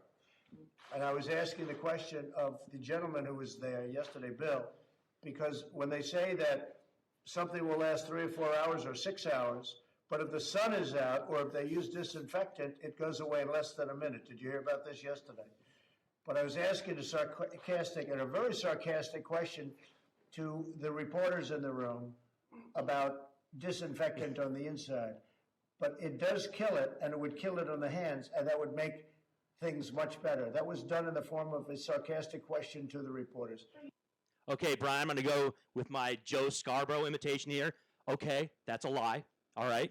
He did not direct that in those comments to any reporters. Okay. No, right. The only person that he directed those comments to were Dr. Birx, who was sitting to his right inside the Brady press briefing, inside that room there. Okay. So that is a flat up, straight up lie. And as you pointed out, okay, this is about him trying to switch it over to some type of sarcastic comment when in fact he was absolutely being No, serious. he's lying. And by the way, poison control, you don't think this is serious? Poison control centers are getting calls around the United States, and Lysol actually put out a statement on Friday, believe it or not. You can't make this stuff up. This is serious stuff. And for anybody out there that defends, and by the way, there are people out there that are defending the president's comments. It is outrageous. It is disgusting. He just took it to a whole new level. And I want you to listen to Dr. Birx, in a way defending Donald Trump, and I want to discuss this afterwards, but this was Dr. Birx, CNN with Jake Tapper over the weekend. Have a listen to this. Well, first, that was a dialogue he was having between the DHS scientist and himself for information that he had received and he was discussing. We have made it clear, and when he turned to me, I made it clear, and he understood that it was not as a treatment. And I think that kind of dialogue will happen. Okay, so Dr. Birx, Dr. Fauci, any doctor that is in the Trump administration, they need to think about the American people first, and stop defending the president when it comes to stuff like this. So what Dr. Birx said, completely is different than what the president said. He said he was being sarcastic. Dr. Birx didn't mention anything like that, so we know that that was a lie. And as far as dialogue goes, Dr. Birx, with all due respect, and to the president of the United States or anyone out there that is defending this, these press conferences are not about dialogue between the president of the United States and the doctors. That's not what these press conferences are about. If he had a question about disinfectants or, UV light, that should have been asked. It would have been a dopey question, but it should have been asked behind closed doors, not at a media press conference. There is a company that actually has a tube when you're intubated, when you can't breathe, they stick it down your throat, and it does apply light inside your chest. And there's a company that does that, and actually Twitter censored that company yesterday. There's a huge video on YouTube. You can watch it, and this is a real thing. Now, obviously, injecting disinfectant into your lungs is not a real thing, but clearly he was asking a question. He said he thought that was interesting. Obviously, that and I believe that was dialogue, but it had no business being in the national press briefing. Just like when Carolyn Goodman had the same dialogue with Anderson Cooper, and she said, I asked my statistician if we could turn Las Vegas into a control group. That was a private conversation that she should not have, made public. And I think Donald Trump did the exact same thing with a private conversation that he had with Dr. Birx and with the scientist as well. But it happened to be made public, and that's why it's wrong. But that being said, there is something to be said for the UV treatment, and there is a company that does it, and Twitter took down. There's not a doctor across the country that says UV light can help you if you have coronavirus. Name me one study or one doctor on the record that said that. I just told you a company that exists. You said a company. That doesn't mean anything to me. A company does this, and do you understand what the virus actually is? Yes, do you? Yes, I do. UV light is going to cure the coronavirus? It is a RNA molecule surrounded by a lipid. Do you know what a lipid is? Yes, I do. A lipid is a fat. I understand What does heat do to fat? I've had a lipid profile. Okay. What does heat do to fat? You want to question me on the coronavirus right I'm not defending Donald Trump. I am not defending the disinfectant comment. I said that was off the cuff. And the UV light, you're defending that. I believe that was appropriate. I believe that could possibly work. I look at the countries all over the world that have heat where this virus is not spreading very quickly. Think about what you're saying. I think I do believe that UV light or heat will in fact kill the virus much faster than obviously being inside an enclosed area. Let's start. And there's a company. Okay, I know you brought that up. No, I did. But you don't understand why I brought it up. What I'm saying is Twitter censored that company. Good. They deleted all their profile. There was a huge public outcry about it. They had to put it back in, and YouTube did the exact same thing with it. Just kind of like Google Play did with the call into the radio show, into Larry King with Joe Biden's accuser, where suddenly that went away. Tara Reid's mother. If I can interject here, again, the key word is JD. You said you believe. You're entitled to your opinion, but you said you believe. Right. Number one. Number two, there is no sufficient data in this country that will suggest that UV light can help you if you have the coronavirus. Number three, just because you might believe something or you think there might be a possibility does not give the President of the United States the authority, and shouldn't, to discuss it in a coronavirus press conference. You understand how irresponsible it is, Chris? I know you're with me on this. Look, I wanted to chime in because the President of the United States, you talked about the impact that he has. It was reported over the weekend that there were a number of calls into call centers, poison call centers, because there were individuals in New York and other states around the country who were calling in asking about this and whether or not this is something that they could, that they could actually entertain. So we have to understand, yes, the president has a huge platform, and you cannot spout off nonsense like this. Now, you guys are talking about, JD, you're bringing up one company or one doctor or one research office, okay? And there's been a huge number of health experts over the past 3 days that have said even talking about this is completely nonsensical, okay? The fact that we're actually bantering about whether or not disinfectants or UV light has some type of impact on it. I find it very interesting that you think that heat can't why are we talking about this? I think it's interesting that you think that heat can't kill a virus that is literally surrounded not what I think. by a layer. I mean, just logically that makes sense. It's not what I think. And I'm saying there are companies that have treatments for this particular virus out there. There were a number of doctors over the weekend, JD, I have to repeat it again, that said that why are we even talking about this? This is a waste of our time. It's an absurd topic that the President of the United States decided to zero in on, and it doesn't make any sense. I agree. It doesn't make any sense. It's absurd, and just because there might be one company that's doing it, the doctors throughout the country are saying that it is absolutely not a cure, and there's no evidence to back up the fact that any type of UV light could help you if you have the coronavirus, period. And for the president to bring it up is beyond irresponsible and disgusting. Let's open up the phone line. 702-25... It's called AYTU Bioscience, let me just get through the number. 702-257-5396.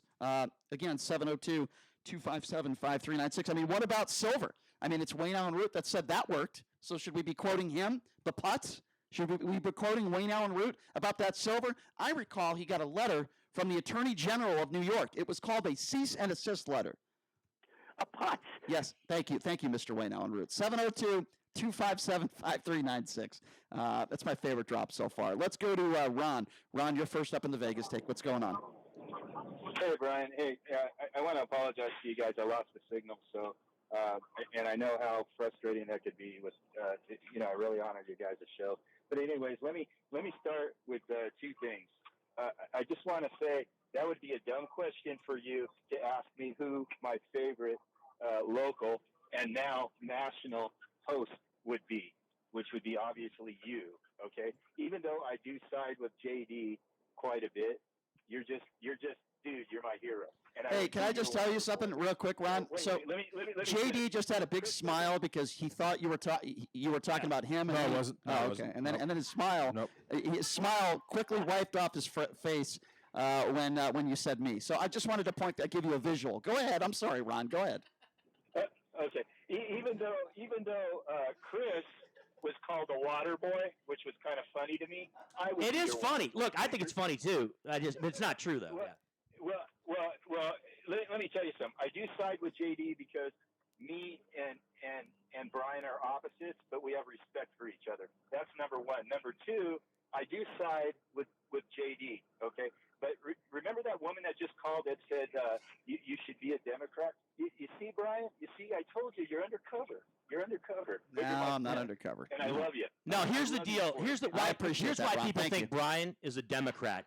They think Brian's a Democrat because he criticizes Trump, okay? And I need to point it out to all of you people out there, all right? It's not just Democrats and people on the left that blast Trump. It's not just Democrats and people on the left that hammer Trump. I'll tell you why Brian has become a proven Democrat and is a strong You would probably disagree with and that. is a strong left winger right now. And I've been told this from several people that listen to the show, especially with the coronavirus. Well, several people You are not factoring in the economical damage. You are factoring only the possible human life, which I understand. Completely not factually accurate. Because That's not accurate at all. you are taking in What do you mean not factoring you are in? taking in feelings into the equation that's a ridiculous because thing you just because said. your friend's What are mother you talking died. about, JD? Because your friend's mother died. Absolutely not true. You are acting All right. totally on feeling. Can I defend and myself you have now? for 2 weeks. Because, and you are proving yourself to be Okay. a very, very All right. aggressive Okay. left winger at this Well, point, at least as it okay. pertains to this virus Two and how things it's I been want to say to handled. that. Okay, fine. You are proving yourself to be a right-wing conspiracy No, I'm not. theorist, like a Pat Cassell. No, I'm yes, not. you are. Pat Okay, Cassell- because you talk to him every Wait, day. That's number one. Wait, who is Pat Cassell? Pat Cassell Yeah, is the who is guy he? that fills in for another show. I'm going to give Pat some He's a press. Who is he? right-wing- What show does he phone for? I'm not going to speak. Oh, okay. I'm not going to Okay. speak to that. There you go. No, I'm not going to speak to Okay. that. I'm not. And by the way, I hear we've known Pat- Pat for years. It's not like Pat. It's not Yeah, like he's Pat- tied to one show. or Pat something. is a We've friend of known him for a mine. while. He's If you been on the wanna- show several times. If you want to plug another show, go right ahead, but I'm not going to do it. Certainly if they're not friends of mine, but you can do that if you would like to. But the reason why I bring that up is because you accused me of something that is not true. Okay. Okay? You accused me of not weighing in financial You aren't. factors. And you are if I not. can just defend myself Okay. without you interrupting me for 10 seconds. Okay? Number one, I know people out there are hurting. I know people out there are unemployed. I know people out there are financially struggled, but my opinion has been consistent since day one, and you don't seem to get it through your head, so I'll explain it again. I care more about whether we are safe health-wise, and if we are safe to get out there in public, and if the virus is not a threat to us more, number one, then right underneath it, number two, the economy. Now, if you can't understand that, and a lot of Republicans can't understand that, then fine. Why don't you go out there in the front lines right now and go into a casino Define and the go front line. gamble? Define the front lines. Why don't you, if the casino Brian, is open, casinos go aren't- ahead and they are not open. Okay. I'm not. I'm not a doctor. I'm not a healthcare worker. I know that. I don't stock shelves. To at the say I don't grocery care store. about the economy I mean, and I'm a Democrat is a stupid thing to Brian, say. You said a couple weeks ago that you would rather have the entire country be unemployed than people die. You don't seem to understand Absolutely. that 26 million people being unemployed will lead to death, much more than the 50,000. You are saying because people are unemployed, more people are going to die. Absolutely, than yes. Okay, well, that's a Yes. ridiculous No, it's not. ignorance Brian, statement. there was 50,000 suicides last year Okay. with a perfect economy. That's What do you ridiculous. think it's at now? It'll probably be 150. Again, you have no idea what you're talking no, about. I know no exactly idea what you're talking There were about. 50,000 suicides You're just throwing numbers out in the there. United States in 2019. Listen, you're the one under who a said- perfect economy. You're the one who just spoke to me and said, I'm a Democrat and I don't care about the economy. I'm It's a saying stupid the thing you way just you're said. approaching this, Brian, you are not thinking about the economical damage. and the way- you are only factoring in the possible life And loss. the way you're I'm approaching saying- it is from a and I'm- conspiracy and- theory off a Facebook based page. on what? Based on your Facebook page. What about my Facebook it's a page? conspiracy theory What is? page with a bunch of dopes on there. What- and you're getting your information from that. All right, let's give this. Let's plug And them the out. quarantine, Okay. and the vaccine. I didn't say it for a plug. I said it because they're a bunch of dopes. That's now, why I said now it. you open the door. Anyways, it's called Open the door to a bunch of dopes. Nevadans against excessive quarantine. Dopes against quarantine. And there's Let's nothing, change the name. and there's nothing conspiracy theory oriented Not at about all. it. You got a And guy Brian- on there, and a Brian- moderator, and Brian, who's you sending are- toilet paper and to the Brian- governor, and Brian, that's who you you are moderator. you are That's actually brilliant. you are actually in the group. Yeah, we're in it. We Okay. both I don't in support it. because Okay. Again, I want to hammer But- people. but on you- it. but you- That's but you- why. why? Okay, To mock it. but Not you're because I both- agree with but it. you're both in the group, right? Yeah, Okay. because All right. Matt introduced us into it and brought us in. Okay, fine. And Okay. I want I want to to get back hammer to the people in cause. group. I want to get back to the cause. Well, I don't we're want to talking about the- I don't we're wanna talking about the Facebook But yeah, page. you're right. Sending toilet Yeah. paper to the governor is a very intelligent thing to do. 702-257-5396 is the number to call.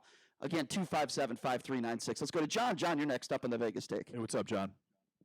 Hey, man. Hey, Brian, Wayne Allen Root, boy, man, that's a clown of the highest order right there. We agree, my friend. No argument for me. But hey, Chris, I generally enjoy your takes, but you made a big mistake in the last 10 minutes or so. What'd I do? When you said we should stop talking about it right away. No, we should not.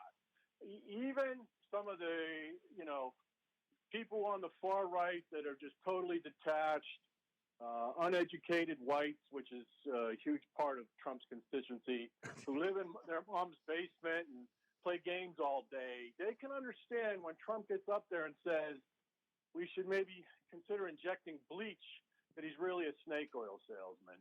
And he really doesn't have their best interest at heart. And I think it really damaged it.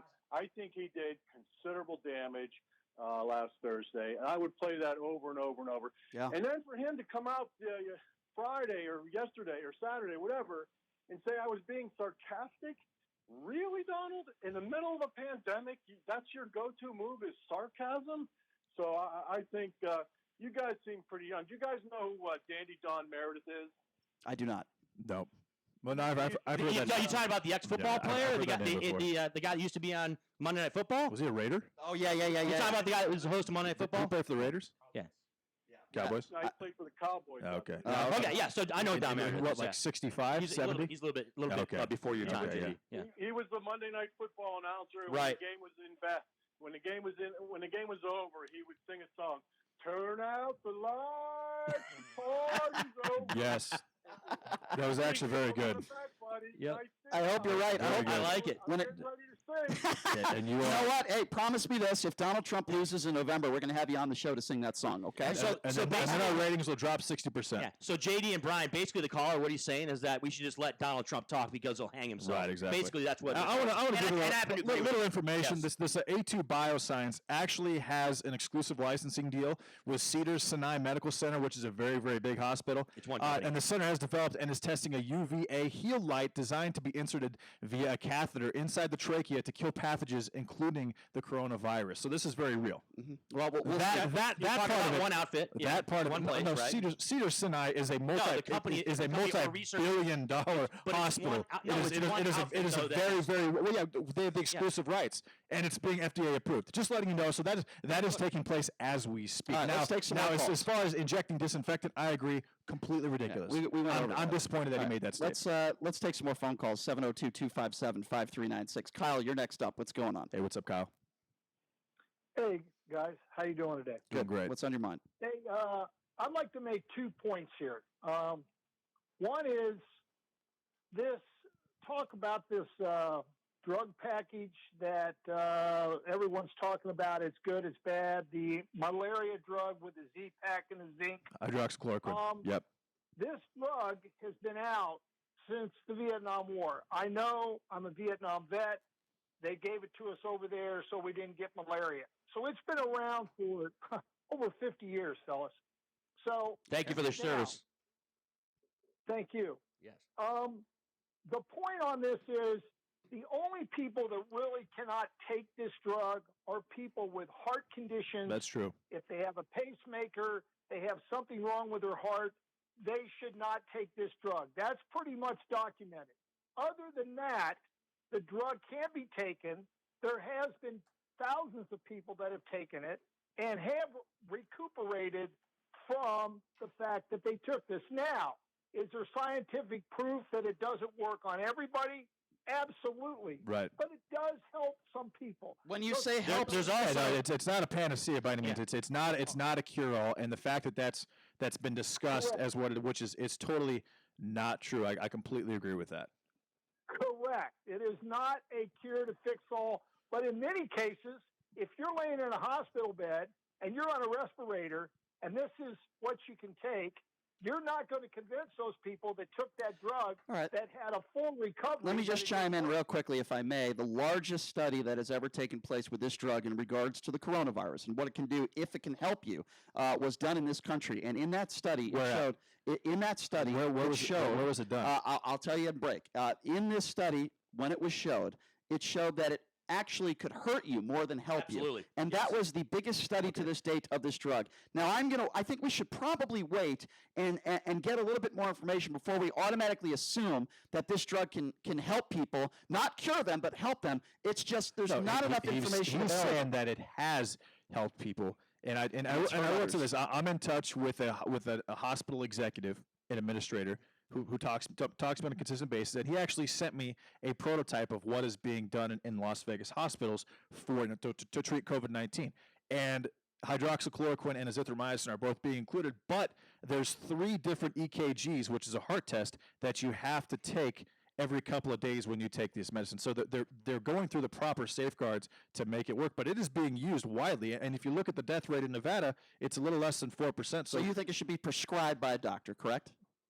Absolutely. So why is it that every Republican, it seemed like, that I talked to was blasting Steve Sisolak when Sisolak never said a doctor couldn't prescribe the medicine? Sisolak was just sued by a doctor, by a couple of doctors in the state of Nevada because he was making decisions for them, Brian. Okay. So that's a conversation you don't want to have right now. No, I'll have any conversation with you, but that's a conversation I'm more than glad to have. Never did he put into law that doctors couldn't prescribe this medication. It's pretty cut and dry, yet Republicans out there seem to think that he blocked it from anybody using it, and that is not true. As long as you had a prescription, you were allowed to use this drug. Sisolak never put the clamp down on it, but we got to take a quick break, and when we come back, Mayor Carolyn Goodman, do you remember that interview she did with Anderson Cooper? There's actually some nut jobs that are actually defending it. Yeah. Carolyn Goodman? Yeah, probably wasn't a good idea. Really? She did an interview with Anderson Cooper. We discussed it last week. It made national news.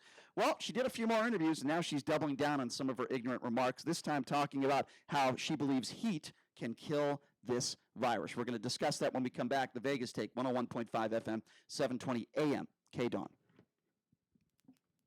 Here at Rocket Mortgage and the Rock family of companies, every one of our team members knows a hero. My Uncle Paul, who works long hours at the grocery store to make sure that people can put food on the table. We really want to thank my wife's cousin Marie, who works so hard as a nurse saving others. Thank you for being a hero in our community, Des Marie. To those who leave their homes to keep us safe in ours, we thank you. From the front lines to behind the scenes, we see you. You're essential every day, and today, you're heroes. You're giving families everywhere a little more hope for a healthier tomorrow. We're sending all our love, gratitude, and hope your way. Here's to all of you. We couldn't be more grateful. Thank you so much for everything that you're doing. Yeah, you guys are awesome. Say we miss you, Mama. I just want to say thank you. Thank you. Thank you. If you'd like to thank America's frontline and essential workers with us, visit everyoneknowsahero.com. Quicken Loans, LLC, NMLS number 3030, licensed in 50 states. Each legal entity that identifies themselves as part of the Rock family of companies are separate legal entities with their own governance and management structures. Special report coronavirus update. More frustration for hard-strapped small businesses around the nation. The Small Business Administration online system collapsed an hour after it went up today. More from correspondent Lauren Fox. They are hearing from lenders that they're getting error messages in the eTran system. That's a system that lenders use to upload application information. And the SBA is responding, saying that part of the slowdown here is the fact that they are trying to pace applications. They want to ensure that no one financial institution is faster at uploading these applications. They want to make sure that everybody gets a fair shot. The SBA has been under fire because many small businesses say they've been shut out of relief funding. The journal Nature reports Chinese researchers believe the coronavirus can linger in the air in places with poor ventilation. Among those places, supermarkets and toilets. On Wall Street, the Dow up 1%. I'm Mike Moss. When we adopt. It's time to check the roads. From the Letterman Road Traffic Studio. This report sponsored by CVS. A crash reported Pecos, a Desert Inn, now in the final clearing stage. Roadwork continues on Craig Road with 2 right lanes blocked. This is on the eastbound side of Craig between Lamb and Copper Sage Street. That is ongoing through today, so expect slower speeds or take an alternate route. You could use Cheyenne Avenue. And also, roadwork continues on the 215 Southern Beltway, east and westbound between Pecos and Eastern. Get free 1 to 2 day delivery of prescriptions and store essentials from CVS. Visit them online or call your local CVS to learn more. Restrictions apply. I'm John Michaels from the KDAWN Traffic Center. As a woman and a mom, sometimes you just have to take a stand. Take Dan Rodimer, who's running for Congress. You kidding me?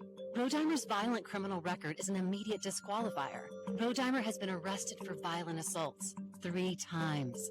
In one case, Rodimer admitted guilt to battery. Another Rodimer attack was so horrific, his victim had intracranial bleeding. A witness at one attack told police Rodimer bragged he'd like to hurt people. And an arrest warrant described Rodimer as armed or dangerous. But there's more. A police report detailed Rodimer's harassment of a teenage girl, while another exposed Rodimer was investigated for a domestic incident. It's bad enough Rodimer was sued for forgery, fraud, and for not paying his taxes. But violent assaults and harassing women? That's unforgivable. Paid for and authorized by Friends of Dan Schwartz. I'm Dan Schwartz, candidate for Congress, and I approve this message. This is Harry Jacobs from Credit Restoration of Nevada, inviting you to join me for the Credit Show, Saturday mornings between 9 and 10, here on the new 101.5 FM and 720 AM, Cato. This is Lorraine Hunt Bono, inviting you to tune in for Breaking Bread with Bono. Join my husband, Dennis Bono, as celebrities share with him their intimate and humorous stories. Saturdays, 5 to 6 p.m., right here on KDAWN. 1015 FM, 720 AM. KDAWN, the talk of Las Vegas. Sean Hannity, weekdays noon to 3 p.m. Now back to the Vegas Take on 1015 FM, 720 AM. KDAWN.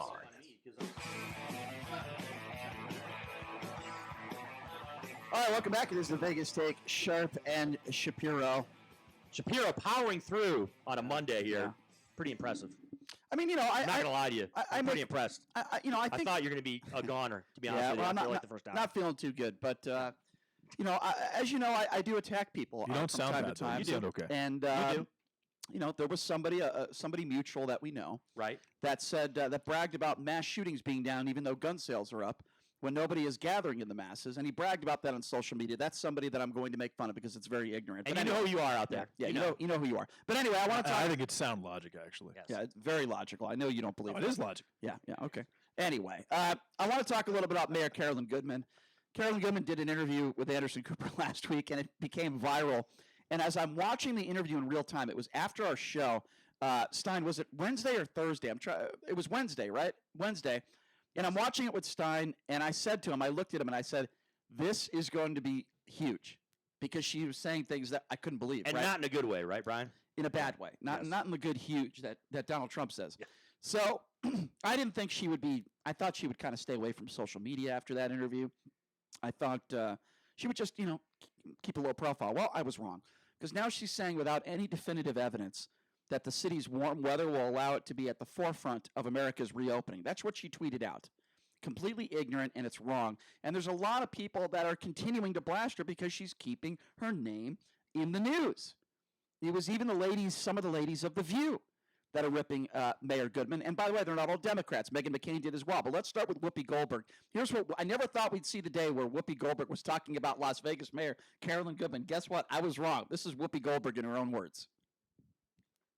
I've performed in Vegas for years. We've done The View in Vegas. Every one of us has spent time in Vegas. This is the most insane thing I've ever heard. And I look at what the mayors are doing around the country to keep their cities, safe and great. And then this woman is saying, well, I don't know what to tell them. They have to figure it out. What the hell? Yeah, she's right. Even Meghan, my daddy McCain, had something to chime in on. And remember, she's a Republican, Meghan McCain. Here's what she had to say in regards to Mayor Carolyn Goodman. She reminded me of one of those teachers in middle school that you used to have that was such a jackass and trying to talk to Anderson Cooper in this really reductive way. And Anderson Cooper, no matter what you think of him, he's one of the most famous journalists in the world. And she was saying, he was asking her really legitimate questions if you're going to open up casinos and put your constituents in possible danger and possibly put their lives at risk, how are you going to make this okay? And she said, that's not my job. You're the mayor of Las Vegas. That's exactly entirely your job to figure it out. And I just thought, it's the worst of the worst of the worst of the kind of politicians in this country. And I have said many times on this show, I've been having this existential awakening that there are really, really horrible people in office. And this woman for me is patient zero, not to use a medical term, but she's just the worst example of someone. And she'll probably end up losing something over this because, again, it was just so egregious. All right. Now, I agree with a lot of what she said, but as far as that existential awakening, I had an existential awakening over the weekend. And in that awakening, it told me that the only reason why Meghan McCain has a job and the only reason why anybody knows who she is because of her father, because she's accomplished nothing in her life. My daddy, just shut up. But I agree with her there, by the way. I do agree with her. Joy Behar, as you know, is a huge left-winger. Okay, she's a liberal. No but you knew she was going to chime in on this, right, when it came to Carolyn Goodman. Here's what Joy Behar had to say. Listen, I'm thinking there may be a role for her in the White House. She fits right in there, You better watch your back, Kellyanne Conway. Yeah, she makes a solid point there. You have to admit, you guys. Yeah, I mean, she does. She does. But, okay, so I think this is fair. What do you guys say? Fair for The View to be going after Carolyn Goodman? I think it's totally fair. Well, it's fair for anybody because what she put on display last week was an utter embarrassment for the city of Las Vegas. It was not based in any type of fact. It wasn't based in any type. Now, look, when it comes to the mayor, there's no question. Brian and JD, we pointed out the relationship that particularly you, Brian, have with Oscar Goodman, and what we know about the Goodmans here in Las Vegas. That was utterly embarrassing what took place last week, given the approach she took. And we absolutely understand here, right? She is a cheerleader for the city, and I appreciate that. As someone who's been in Las Vegas for 18 years, Chris. I appreciate that. And we all are, JD. We all are. But you cannot go out you there. You haven't been here as long as she has, Chris. I've been here for 17, 18 years, JD. That doesn't really have anything to do with it. She has watched her husband build this city from 75,000 to 2.3 Yeah, but I'm million just people. responding. That's more reason. JD, what she said was utterly, first of all, not factual on a number of levels. A number of points that she brought up were completely ridiculous. Which ones? And then she went down the road of she was talking about the situation like it was insane that we shut down at all. And then she was bringing the issue that came up regarding the restaurant in China. She brought up typhus. JD, you got to let me finish talking about what was ridiculous that she talked about. Yeah. She was getting interviewed by Anderson Cooper, and Anderson brought up a diagram of a restaurant in China, which, by the way, as someone who works in a restaurant, has worked in restaurants and bars for 30 years, I have a little bit of knowledge on this, okay? It was basically, he was bringing up the point that in restaurants, okay, it can be very easy to transmit some type of pandemic like this. And then she brought up the fact that, well, it's China. We're in Las Vegas here. That's China, as if it's not something that's universal. Oh, wait, when you're it comes missing to something. How about using us as basically a testing? Well, I can only talk about one thing at a time. I can't bring up every single thing that was ridiculous. That wasn't a point. What she said was that it wasn't a point. It was exactly the point. No, she had a conversation. It was 100% the point, JD. She revealed a private conversation that she had with her statistician, which she should have never done.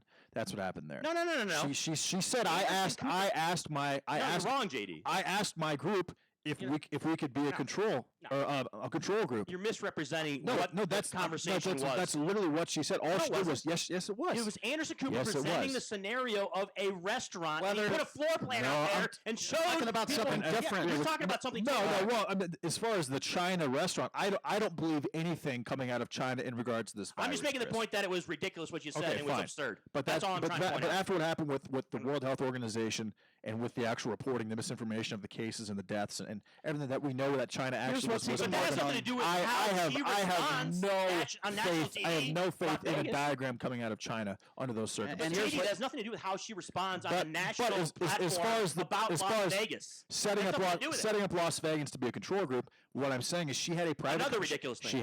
No, I agree. But she had a private conversation, and she let the conversation go. She didn't bring it up to Anderson Cooper. What about the fact that she talked about a conversation she had with her statistician, Jeremy Aguero. She's friends with the mayor of L.A. Right. Okay. And the mayor of LA, as you may or may not know, has done a lot of good things as far as testing goes. He has been involved in the testing aspect of making sure that, to the best of his ability, that people in LA can be tested. So Anderson Cooper said, well, since that's the case, what are you doing, Mayor Karen Goodman? Since you have an opinion that the strip should be opened up and everything should be opened up tomorrow, what have you done to help testing? Nothing. She's done nothing because she said that isn't her job. She does not represent Las Vegas well. She doesn't represent anybody in this state well, as far as I'm concerned. And that interview she did was embarrassing. And I think 99% of people would agree with that statement. Brian and JD, it would be easier to point out the things that she brought up that were actually normal and rational, as opposed to the things that she brought up that were ridiculous and made no sense. Let's get to the phone calls, as I promised I would again. 702-257-5396. Again, that number, if you want to chime in, is 257-5396. Let's go to Mike. Mike, you're first up in the Vegas take. What's up? Hey, Brian, how you doing? Good, man. What's on your mind? Up, Mike? Hey, I just got something close to home here. Listen, everybody's in the same position. We keep hearing this. We're all in this together, right? Yep. Well, I can't get through to unemployment, and I wish that you guys would talk more about that and bring some light to it. You know, I've been trying to talk about that as well, but that's just not something we've been covering lately. Well, we can talk about it right now because I'm someone who has dealt with it directly. You guys are really entertaining. A lot of my views are different than your views. I can appreciate that. You guys are entertaining. I listen to you guys every day. Thank you. Mike, can I respond to the unemployment in your situation, if I may? And stay on the line, please, sir. And by the way, I'm sorry you're going through that. I've said from day one. My girlfriend has 4 kids. Yeah. No, I understand. It's terrible. 1 check in 6 weeks. Mike, Mike, how much was that check that you received? $469. Mike, inexcusable. And I've said this since day one. This state was not prepared. And we're not the only one, by the way. For all these people, they just weren't prepared for all these people filing for unemployment. We're the least prepared state in the country for this, and our economy is set up in the worst possible way to deal with it, Brian. Look, but it's JD. I think that and I what the agree callers. The buck stops with the buck stops with the governor, right? So, absolutely. Like today, I'm just going to give you for instance. Today, speed dialing on my cell phone because technology makes you dial quicker, right? 852 dials into unemployment. 852. Right. Can I ask you a question? Because what I was going to finish in saying is that I understand you've been calling. Did you try to go on their website? Did you try to go that route? And absolutely. And no success? Because I did the proper thing and I claimed my closure pay. Yeah. And for some reason now they're delaying my thing. And I know a lot of well, people. There's no question. I mean, here's the thing. We can get somebody from the unemployment office that could come on our show and maybe talk about the difficulties that they're having, but I'm not sure that's going to help you. What we do know is that there are a plethora of people that have been trying to collect unemployment. Some have been fortunate, some have not. It's not an excuse. It's not an excuse. Mike, who do you work for? Do you work for like a casino? Caesars. Okay. Yep. All right, and to the call, Mike, to the caller. Look, I mean, I let's get to the elephant in the room here. Do you think that? I mean, are you trying to portray this as something that's political, as if Steve Sisolak has some animosity towards people, listen, and that's why there's glitches in the system? I told you, screen caller. Yeah. There's too much of that going on right now. Okay. And this is the Vegas take, so we're going to take it close to home. No doubt. And you guys, like I said, you're very entertaining. I listen to you every day. And we appreciate that. I try to anyway. Thank you. The problem is people, and I'm not the only one, like you said, in this position, but there are people that we pay into this fund. They should have just opened the gates. If you qualify for unemployment, no, I agree. If you were, Listen, Steve, JD made the comment. JD made the comment earlier, and by the way, we appreciate your call, and I'm sorry you're having to go through. I'm sorry you're having to go through that. Yeah. JD made the claim earlier, which was completely incorrect, and I took offense to it. That because he thinks I'm a Democrat, which I'm not. He was wrong on that too. That I don't think about the economy, and I don't think about people like you. Make no mistake about it, sir. I do feel for people like you, people that are struggling. Your girlfriend, it's horrible, and the only advice I can give you is keep trying. Try to get through. I'm hoping you get lucky. It's inexcusable. Who do we put the 100% of the blame on? Well, we can have that discussion, but it's not really going to help you. We hope that you get the money you need to survive. We hope that you're able to get back to work as soon as you can, so long as it's safe. And I don't think that can label me a Democrat for having that attitude. 702-257. Good call, Mike. And you know what? They're actually 2 to 3 weeks behind. So people like Mike, there are probably tens of thousands of people like Mike, and that's a good point. 4 kids, $467. Their lives have been drastically altered because of what's taking place. Well, that's not necessarily correct, JD. And you look. I'm going to chime in because I'm someone who deals with this. Okay, who actually is dealing with the website. Haven't you gotten a check? And it's not about a time period. It's just about certain people that are having issues with glitches in the system and technicalities. It's not an overall thing where everybody in Nevada who's applying for unemployment is having issues. You're just saying he's unlucky. You're saying he's not fortunate. And I'm saying that there's so many people that are applying for unemployment that the system can't handle it. Well, that's 100% true, and and by the way, that's true all over the country. That's not something specific to Nevada. But that's all over the country. We've got 3 million people in Nevada, and almost 400,000 are unemployed, Chris. 3 million, including children. That don't really change the discussion. So the actual unemployment rate for Nevada could hit 35%. I understand, which is unprecedented for the United States of America. I understand what your point is. The point is, we need to be open up more than any other state in the country. Because we're not set up to handle this, and on top of that, we're handling. Of course, there's a connection there. And on top of that, we're handling the virus very well. The fact of the matter is this: we're going to be one of the last states that opens up, because we are based on hospitality, which is completely insane. And if that happens, Chris, the dynamics of the city and the state.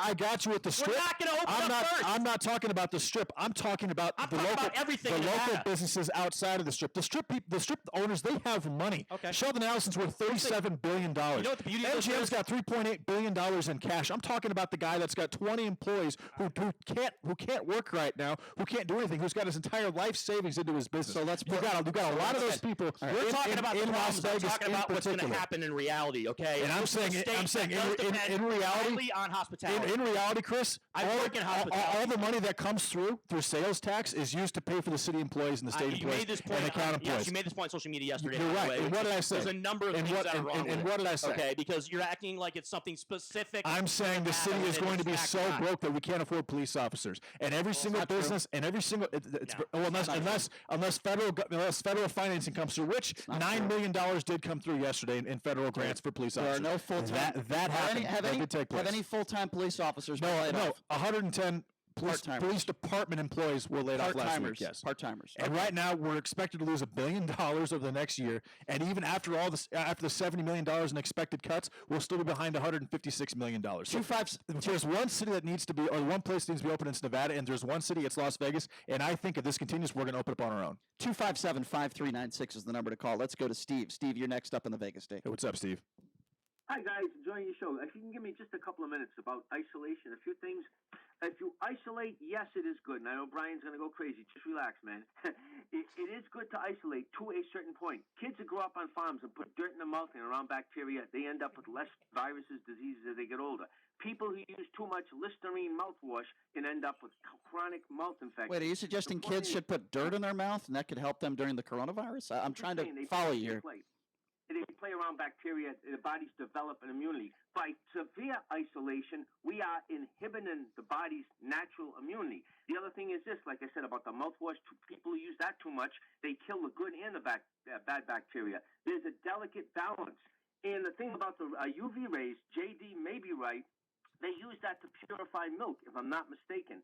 So if he believes in that, purifies, so first of all, he said may be right. So may be right already is going to cause a problem with all of us. Well, when a hospital like Chris, when a hospital like Cedars-Sinai gets behind a study, then there's a reason for it. Okay, well, let me just. Or gets behind because there's a reason for it. Okay, well, let me see just. how it shakes out. Let me just. You're right. Okay, let me go back to what I said at the beginning of that segment. Just because somebody may be right, or you think maybe, does not give the President of the United States the green light to discuss it when there are millions of people watching. Some of those people are dumb and ignorant. Not everybody intelligent watches those. Let's it go doesn't give them the right to talk about it. Just because 2.2 million people may die of this virus, it does not give the entire country, or does not give Anthony Fauci and Deborah Birx the right to recommend that the entire country be shut down for 3 months unemploying 26 million. No, I'm not saying. I'm saying the cure is much worse than the virus at this point. You're justifying that based on what's going on over the time. No, I'm not. No, I'm not. Yes, you are. No, I'm not. All right, let's go to the next caller. Next caller, 702-257-5396 is the number to call. Let's go to Gabe. Gabe, you're next on the Vegas Take. Hey, what's up, Gabe? Gabe, go ahead. Did we lose Gabe? I think we did. I'm here. Okay, go ahead, Gabe. How you doing, guys? Just want to say, awesome show. Listen every time I drive. Thank you. Quick backdrop. I'm a delivery driver. I'm fortunate enough to still have my job, but my pay got cut in half. So I did file for unemployment, hoping that goes through. Yeah. Just told like my fellow coworkers about it because all their pays got cut just as bad as mine. I used to make like 1,000 every 2 weeks. Now I only make like 600. Yeah. So yeah. It shot me, and I need that sucks. Help, mortgage, bills, everything. Sure, no, So I that was, understand, like, and keep in mind that you're not even one of the worst cases. I mean, at least you're still able to work. I know that probably doesn't bring you a lot of happiness, but think about all those people that are even in a worse situation than yours. I mean, I certainly feel for you, but I'm glad that at least your company has still employed you. As far as unemployment goes, you're still making some money. So as far as unemployment, you're probably not going to make a lot. They're going to base it off of how much money you're making now. And I think, correct me if I'm wrong, but if you're making over $30,000 a year right now, even with your cut hours, I'm not sure how much unemployment you're going to be able to get. So you have to be. I'm just trying to prepare you for that. That's all. Not even that much. No, not even. I got you. So you'll probably get something, which is better than nothing. But I feel for you. You know, there's a lot of people out there just like you that even if they're not unemployed, doesn't mean they're still not struggling. And I understand. Right. I do. Yeah, I totally agree with that, and I thank you for that. But one quick question. So I have a friend. He's an older gentleman, and his whole entire life is just set on gambling. And he lives in Vegas. That's why he moved to Vegas. And I keep on arguing over him about this one thing: should we open the city? Me as a driver, and as I like it, traffic is low, but I know I'm only 26. Like, I know this is going to affect everything for the next. So what's like, your friend's 5 argument? years for me. I say open up the city, honestly. Like, I say open it up, put face masks, wear gloves. Well, here's wear the thing. goggles. Okay, and listen, Really wanna go there? I appreciate that thought, and I appreciate the phone call. Here's my opinion on that. We cannot open up the city just because people want to get back to work. We have to open up the city when. Yes, we can. No, we can't. When Yes, it is deemed safe, and people can protest, and they can be upset, and they can go on social media and say whatever they want. I promise you this about Governor Sisolak. Say what you want about him. He's not going to make a decision because some people might be a little bit upset. And by the way, a small percentage of people are those that are protesting. And I'll tell you what, people like Governor Sisolak who leverage social media to get their word out, who are very, very concerned with their public image, will actually respond to protests. Well, and you're things like thinking that. from the Trump I would playbook. argue, I no, disagree no, with you. I think Sisolak actually operates a lot like Trump does with the way that he handles social media. Well, you know what? You've called with the way that he has these. I These press understand. briefings once a week or something along those lines. I Okay. think that he has a lot of. He's very Trumpian in his approach, and I think that he kind of disagree. Sometimes he acts like a dictator, like when he told us Disagree. that we couldn't get a haircut for 6 weeks. No, we he doesn't. couldn't get haircuts Dictator. at home because he hasn't gotten a haircut. To compare him to again, Trump that is is absurd. Again, that is my opinion, Brian. You don't have to agree with it. I'm perfectly fine with that. Okay. Same with you, Chris. But I believe that he will respond to a lot of digital media pressure. But can I point out the difference between Sisolak and Trump real protests. quickly? The difference between Sisolak and Trump when it comes to press conferences is Sisolak, when it comes to his press conferences, they're based in fact. They're based in public health officials. They're based in scientists, doctors who are analyzing the situation. When Donald Trump gets up there, he doesn't even talk about that. Yes, he has doctors, okay, and he does have people that are serious people And that he get up and says he's talk. not a But when doctor. it's Donald Trump, he is not factual. The guy lies more than any politician in the history of Let me make politicians. a quick point. Quick Yes. point before we get It's back not to even close. Before we get back to the phone calls, I want to make a quick point. Now, JD, you've been on the record on this show as calling Governor Sisolak a scumbag, and you talked about. I have never once. Finish. I know that I'm not absolutely not. I have never once called him a scumbag on the show. Are you Okay, joking? me? I thought you did. No, I thought you did. Well, you have brought up his affair, alleged affair that took place over a decade ago. Do you know where that stemmed Correct? from? If I could just finish my A question. to lawsuit you. in 2012. Okay, I have to get through Okay. my statement and my question to you, Okay. otherwise we're never going to get to any other callers. It happened a while back where you allege he had an affair. Yep. Okay, and then you've brought up stuff Public like, record. and then you've brought up stuff like a lawsuit that he had with the airport. He did? Donald Trump has had several ex-wives. He is the king of infidelity. He bragged about sexual assault. He's talked about women's looks in a negative way. Why haven't you gone after him like you go after Steve Sisolak? I just think that whatever you think about Donald Trump, I think very similar about Steve Sisolak, Has which I'm completely All right. entitled to. There's nothing wrong with Let's that. go with that. Has Sisolak ever gone after someone who has been a prisoner of war? I really have no idea. He hasn't. I don't The know. answer is no. I've The answer seen is no. I've seen Sisolak talk. Has he bragged about sexual assault? Maybe 9 times in my life. I've seen Trump talk probably 13,000. Mm-hmm. So there's a little bit more of a body of work to go off of there, Brian. So Has Steve that's a tough comparison to make because I can close Donald with you. Trump Well, is, you just made is, the is comparison. much more in the public You eye just than made the comparison 5 minutes ago. I'm saying you're talking about have they said the same thing. You just said they have a lot in common. Steve Sisolak has not had the You just said you FaceTime. think of him in the Has not had same the FaceTime vein that as Donald Trump has. not- I'm as- responding to what No, you I'm just said. saying how Brian feels about Donald Trump. I probably feel the same way about Steve Sisolak. Okay, but you just Which is compared the completely two, fine. not me. You're the one who made that comparison. That's why we're talking No, you're about saying this. you brought up something that Trump said. I'm saying Trump has been on TV And you brought up the literally comparison. thousands and thousands of hours in the last 2 years. So in the let's last 3.5 take one more years, Sisolak is rare. I mean, he's All right. not. He doesn't get the press time All right, that fair Trump enough. does. So he hasn't had the opportunity You made the to comparison, say the not things me. that Trump has. I would never make that comparison. That's all. Let's get back to the you phone took it calls. totally out of order. 25 no, not at all. 702, talking about the human being. 702-257-5396 is the number to call. Let's try to squeeze in one more call. Let's go to Grace. Grace, you're next on the Vegas Take. Hey, what's up, Grace? Hey, what's up?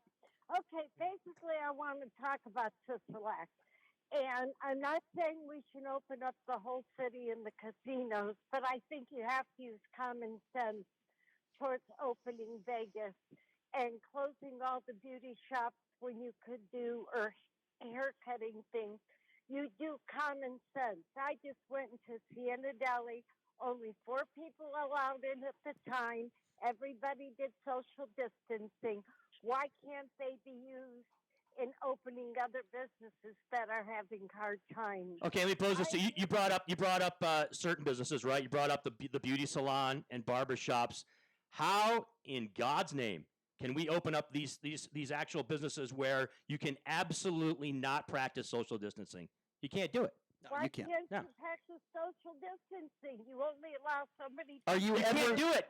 There's people that are cutting your hair. There's people that are doing your nails. You can't do it. There's no way to do it unless you're Edward Scissorhands. Right. I don't know how you could be 6 feet away from somebody in cutting somebody's hair. I don't know how you can cut somebody's nails. Good call. I don't know how you can cut somebody's nails and be 6 feet apart.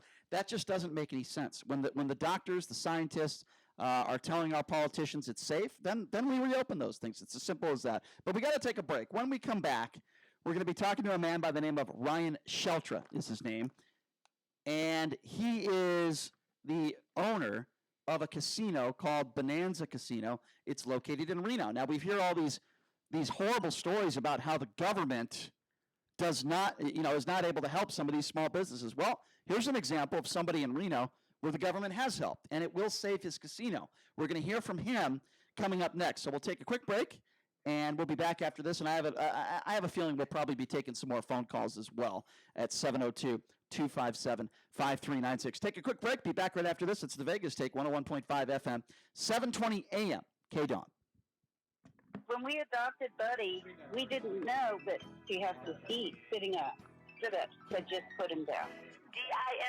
DINOVITE.com. I heard about Dynamite and started mixing it in with his food. He's happy, he's healthy, and he's going to be with me for a long time because of Dynamite. I love my dog. I want him happy and healthy, so I give him Dynamite.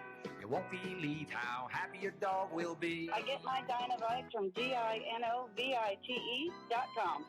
While you can't believe everything on social media these days, you can believe it's possible to start a new life as an IT pro in as little as 4 months from the comfort of your own home, even if you have zero computer experience. Instead of waiting to see what happens when life gets back to normal, take control of your future now. Go to mycomputercareer.edu and take the free career evaluation today. Live online classes meet just twice a week. It's not rocket science. It's mycomputercareer.edu. Your home for Sean Hannity, KDWN Las Vegas, KKLZ HD2 Las Vegas, a Beasley Media Group station. Special report coronavirus update. As the U.S. death toll from the coronavirus surpasses 50,000, the president will not be holding his daily update. Fake news, the enemy of the people. The president tweets out in all caps with an exclamation point, still smarting from criticism over the Thursday briefing where he suggested health experts study unorthodox ways to treat the virus. He's blasting media, writing, "There has never been in the history of our country a more vicious or hostile lamestream media than there is right now." Speaking on Fox News Channel, White House Press Secretary Kayleigh McEnany saying there will not be a briefing today as scheduled, though the president will be available to reporters in a photo opportunity. There will be briefings throughout other portions of the week, but these briefings are excellent. They're a way for the president to speak directly to the American people. Bob Costantini, Washington. Small business owners are angry after the SBA online system for coronavirus relief went down this morning. House Speaker Nancy Pelosi is endorsing Joe Biden for president. More from Capitol Hill correspondent Linda Kenyon. Why Joe Biden? Because, said Speaker Pelosi, he has the experience and the know-how to get the job done, especially in a time of crisis. When our nation faced the Great Recession, it was Joe Biden who led the implementation and the accountability of the Recovery Act, helping create and save millions of jobs. Pelosi also called Joe Biden the voice of reason and resilience. A warning from the World Health Organization that if nations move too quickly to ease restrictions, there could be another wave of coronavirus that could be bigger than the first. The Supreme Court has ruled that insurance companies can collect $12 billion from the federal government to cover their losses in the early years of Obamacare. On Wall Street, stocks are up strong today. The Dow is up now more than 300 points. That's a gain of about 1.25 points. I'm Mike Moss. It's time to check the roads. From the Letterman Road Traffic Studio. This report sponsored by CVS. A crash reported on Tropicana just east of Spencer. Watch for police with the scene. No other accidents to report. Delay free on I-15 north and southbound. Looking great right now between the Spaghetti Bowl and Tropicana. Remember that road work continues on Craig Road, eastbound near Lamb Boulevard, with 2 right lanes blocked between Lamb and Copper Sage Street. Get free 1 to 2 day delivery of prescriptions and store essentials from CVS. Visit them online or call your local CVS to learn more. Restrictions apply. I'm John Michaels from the KDON Traffic Center. It's open enrollment season, and MediShare is the Christian healthcare sharing ministry that saves most families about $500 a month. Google MediShare and see if it's a fit for you. MediShare, healthcare you can believe in. Now more than ever, we need companies that have our back. Homey just launched in Las Vegas and is already saving us thousands in real estate fees, and now they're helping our community in partnership with United Way of Southern Nevada. For each home bought or sold with Homey, they are donating $500 to the United Way to provide rent and mortgage assistance. And if you have to sell your home because of COVID-19, Homey will rebate their $2,500 listing fee back to you. Text JD to 88588 to buy or sell with Homey. Homey really does have our back. V is for victory, except on Saturdays when V is for veterans. That's Veterans Talk, The Forgotten Promise. Join us every Saturday from noon to 1. Veterans Talk every Saturday at noon on 101.5 FM, 720 AM, KDWN. We know that right now, distance is important. Distance keeps us safe. And we understand, because your health and safety are the most important things, the only things. So right now, distance is love. A message from your friends in Las Vegas. These are worrisome times, causing a lot of stress and concern. And being in debt to the IRS can certainly make matters worse. Thankfully, there's good news. Optima Tax Relief can help you resolve your tax debt over the phone and online. Don't go it alone. Optima's tax professionals can reduce the stress in your life by helping resolve your IRS problems right from the comfort of your own home. Optima is America's most trusted tax resolution firm, having resolved over $1 billion in tax debt for their clients. And their award-winning team is ready to help you online and over the phone, even during these uncertain times. They'll stand between you and the IRS and fight to get you the best deal possible. All it takes is one call to start the process. Optima's tax associates are standing by. Take the first step toward putting your tax problems to rest. Call now for a free consultation. Call 800-709-6011. That's 800-709-6011. 800-709-6011. Optima Tax Relief. Some restrictions apply. For complete details, please visit OptimaTaxRelief.com. 101.5 FM, 720 AM. KDON, the talk of Las Vegas. The opinions of the hosts on KDWN are their own and do not necessarily reflect the views of this station, its management, or Beasley Media Group. Hello, everyone. This is President Trump, the greatest president in the history of presidents.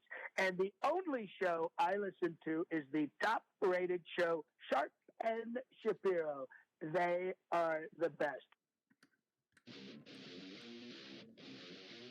Right now, the day's biggest news stories from a Vegas perspective. This is the Vegas Take with Sharp and Shapiro.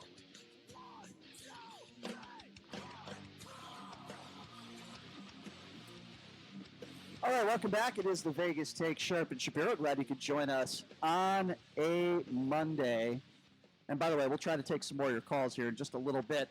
But as you know, there are some local businesses that have been frustrated with the lack of access to getting federal aid. I mean, local businesses across the state, quite frankly, especially some of these small casinos. Yeah, we're not talking about Caesars Palace and the Cosmo. We're talking about some of these local family-owned casinos, not just in Las Vegas, but throughout the state.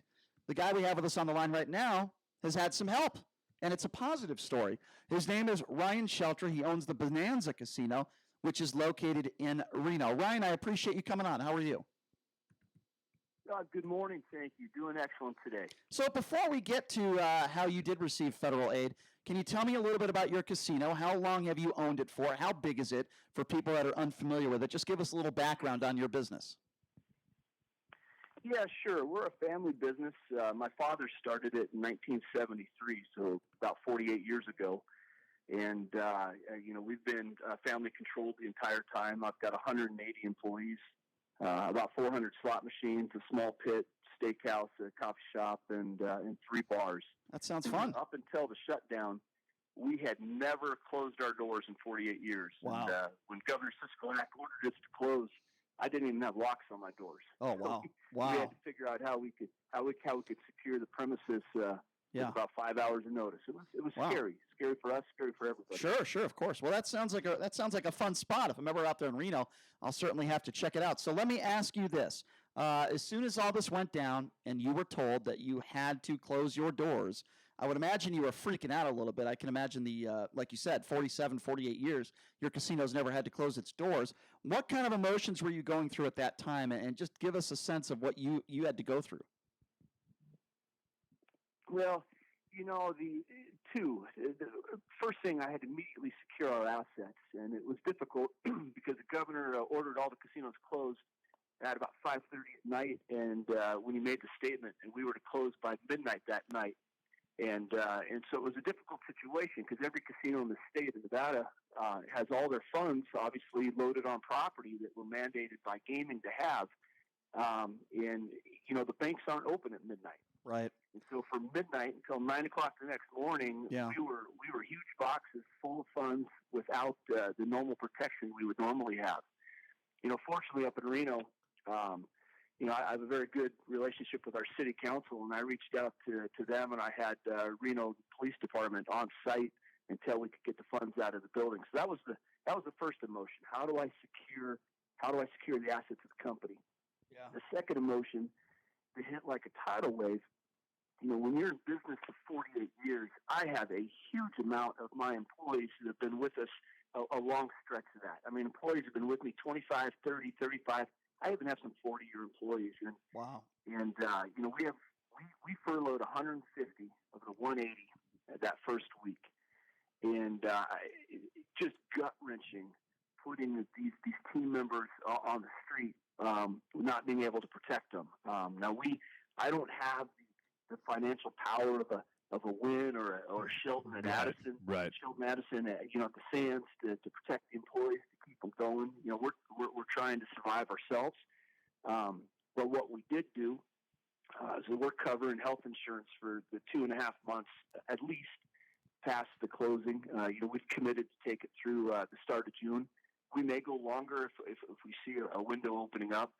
But it's scary for them, and a tremendous amount of my employees, and I'm sure you've talked about this on your show. We're 5 weeks into this now, and I still have a ton of staff that have yet to receive any state unemployment assistance. Now, can I ask you? That is incredibly difficult. That is terrifying, actually. I wanna say this. You make a good point, because those who own the huge casinos, I don't think anybody's going to feel sympathy for them. I certainly don't. I feel for the employees. But for somebody like yourself who owns a smaller casino, whether you're well off financially or not, you have a personal relationship with your employees. I have no doubt. All of your employees. And I have no doubt having to lay off, 80-85% of your employees, I have no doubt that's a very difficult thing for you to do. And I wouldn't want anyone to have to go through what you've been going through. And I feel for all those employees. Hopefully they're getting unemployment. That sucks. This whole situation sucks.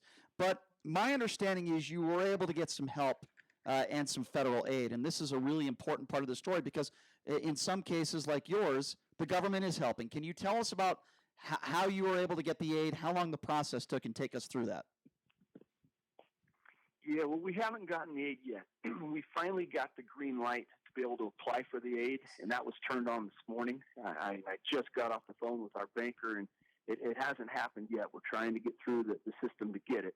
But to give your listeners some background, the Small Business Association, the SBA, gives out disaster loans, and through the CARES Act has had several $100 billion allocated to help small businesses throughout this country survive this pandemic.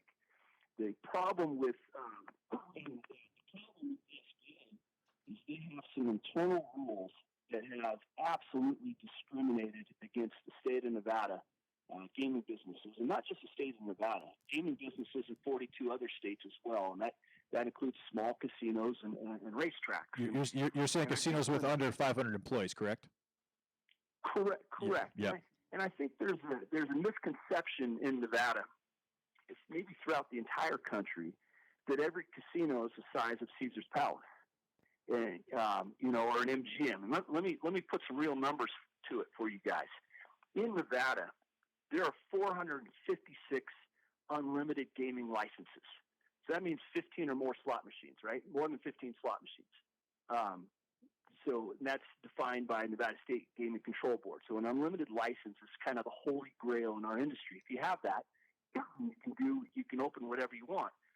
Of the 456 Nevada casinos, 371 of them have less than 500 employees. 371. So 371 of those casinos look like us or something like us. Not that of the monsters, the big boys.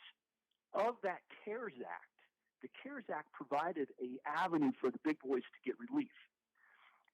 What it did not do, because of the SBA, that internal rule, the SBA said if you are asking for these funds, this Payroll Protection Act program, you cannot have any gaming revenue more than 30%. If more than 30% of your gaming revenue comes from casinos, you are ineligible. Wow, I thought it was 60%. It's 30%. It was it's been 33% for the last 25 years. They made an internal correction to that last week from pressure from our federal delegation. It took it up to 50%. Oh, okay. It didn't matter. 50% doesn't help us. Right. And with that designation, they also said you can't have more than $1 million of your total revenue coming from gaming. Again, that doesn't help us.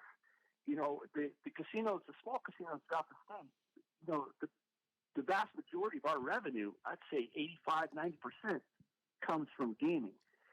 So, again, what's important about that, Congress passed this act, the CARES Act. Yeah. It said all small businesses, 500 or less employees. That was the congressional bill that was passed. That's law. The SBA came in and added their own internal designations to this. And it's Rule 7A that banned all these casinos in 43 states and racetracks. And this is a designation that literally dates back to the Clinton era. Totally discriminatory, arbitrary.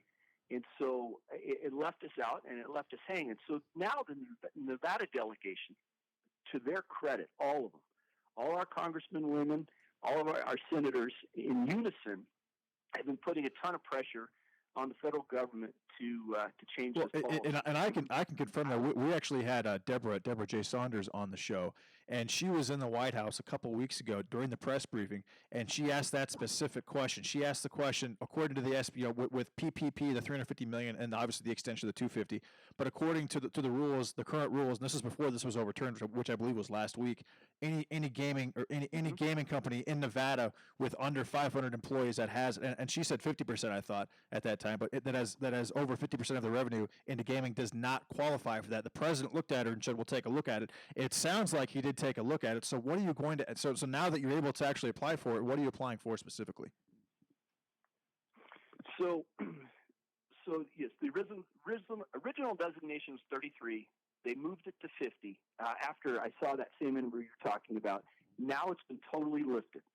So and I want to give a lot of credit to our federal delegation, especially our lone Republican out there, Congressman Mark Amodei. He was the only R we have representing the state. And the federal delegation, they tried to get the language changed in the latest bill to force the SBA to convert over and to accept us in. They weren't able to make that happen, but they did drop a lot of pressure. But the importance of having a Republican representing Nevada, he was able to speak with the administration, talk to Mark Meadows, the chief of staff for Trump, Treasurer Secretary Mnuchin, and finally able to push this thing through. And to be quite honest with you guys, he was the only representative of the state of Nevada that didn't try to impeach Trump. And I'm not trying to be political here to all your D's and R's that are listening to this radio telecast, but when you try to get somebody fired and then you come back later and ask them for help, you're probably not going to get an open ear, to that individual business. And that is essentially what happened here with the administration. Mark Amodei, being our lone R, was that guy that stood with Trump, and he was able to work for the state through the administration, then through the to the SBA, and finally, through his efforts and the efforts of the full pressure of the delegation. I mean, it all helped, able to get this converted over. So yes, late last week, we've been accepted in. So now there's no barring gaming in the 43 states that have properties that are eligible to reach out. So Ryan Shelter joining us here on the Vegas Take. He's the general manager of the family-owned Bonanza Casino here with Brian Shapiro, J.D. Sharp, and Chris Wynn. So, Ryan, I want to get you to chime in because we've been having this debate all day today. Obviously, the discussion about when we should open up, right? We've had the phase program plan put in place by the state of Nevada, by Governor Sisolak. What is your opinion as someone who works in the gaming industry? Myself, I happen to work in full-time in a restaurant on the Las Vegas Strip. Is it something that's going to happen sooner or later that casinos are going to be back online in the state of Nevada? Well, that's up to our governor, right? It's up to our governor. And I think the important designation here is my personal opinion, he should not treat the state of Nevada, all gaming, in one pot. There is a gigantic difference between the monster resorts on the Strip that are dependent upon air travel and bringing customers in from out of state that could be bringing the virus right back into the state, right? Versus small operations that are out on the Boulder Highway or out in Henderson, or for like myself in Reno, or that makes complete sense. But I have to. I disagree a little bit because we do have traffic that comes in from California, neighboring states that we're not going to control. But there's a difference between the bigger casinos. But let me ask you this, Ryan: do you have a plan put in place? Like if the governor said that you could open in a week, how are you going to how can you practice social distancing? Even if it's a smaller casino, how can you practice social distancing if you opened up your casino tomorrow? Well, hey, great, absolutely a great question. So, to Wynn's credit, they put out a really nice plan, which I'm sure you guys have read. It's been in the paper. I will tell you that Wynn plan has been passed all around gaming throughout the state of Nevada. We've looked at it. It doesn't work for us 100%, but it's a great outline for all casinos to go by to build their own plans. And I will tell you, we've taken really important pieces out of it. If Governor says you could open tomorrow, I am 100% confident I can make my casino more safe than any Home Depot, Walmart, grocery store that's currently operating. And that is an outstanding point. But how? Yeah, Ryan, look, you're in the game. He just mentioned the Wynn plan. This is the ultimate question, though, right? Brian, we talked about the Wynn plan. Have you seen what's going on? So they're actually looking now. They've got this you put it on the table games and it separates you with like a window on a blackjack table. Yeah, on a blackjack. So you have something like that. But what he's referencing is the Wynn plan that Matt Maddox, the CEO of the Wynn, put out last week that we referenced. We had a conversation about. He's basically saying I would do the exact same thing that they laid out in that plan. Am I correct? But I would imagine that your casino is more, and I'm making the assumption, Ryan, that your casino relies more on slot machines than table games. So my question to you is, how can you make sure that people are 6 feet apart while playing slot machines? Correct. Well, the highlights of what we're going to do, it's not just, yes, the spacing's important. And so we're waiting for some guidance from gaming, but we will do that through three pieces. We'll either turn off 50% of our games and create the spacing, or just pull half our chairs and create the spacing through chairs, because, we don't have 2,000, 3,000 slot machines. I've got 400. So trying to keep a variety of games available for customers is important. Sure. I think I could create that spacing just through. That makes sense. But listen, Ryan, I'm not trying to scare off customers, but I'm just going to give you a hypothetical. And listen, I'm not a doctor, but what if? And it's a hypothetical. But what if someone who is asymptomatic walks into your casino, plays some of your slot machines? We know that the germs from having the coronavirus, for lack of a better term, can stay on an object.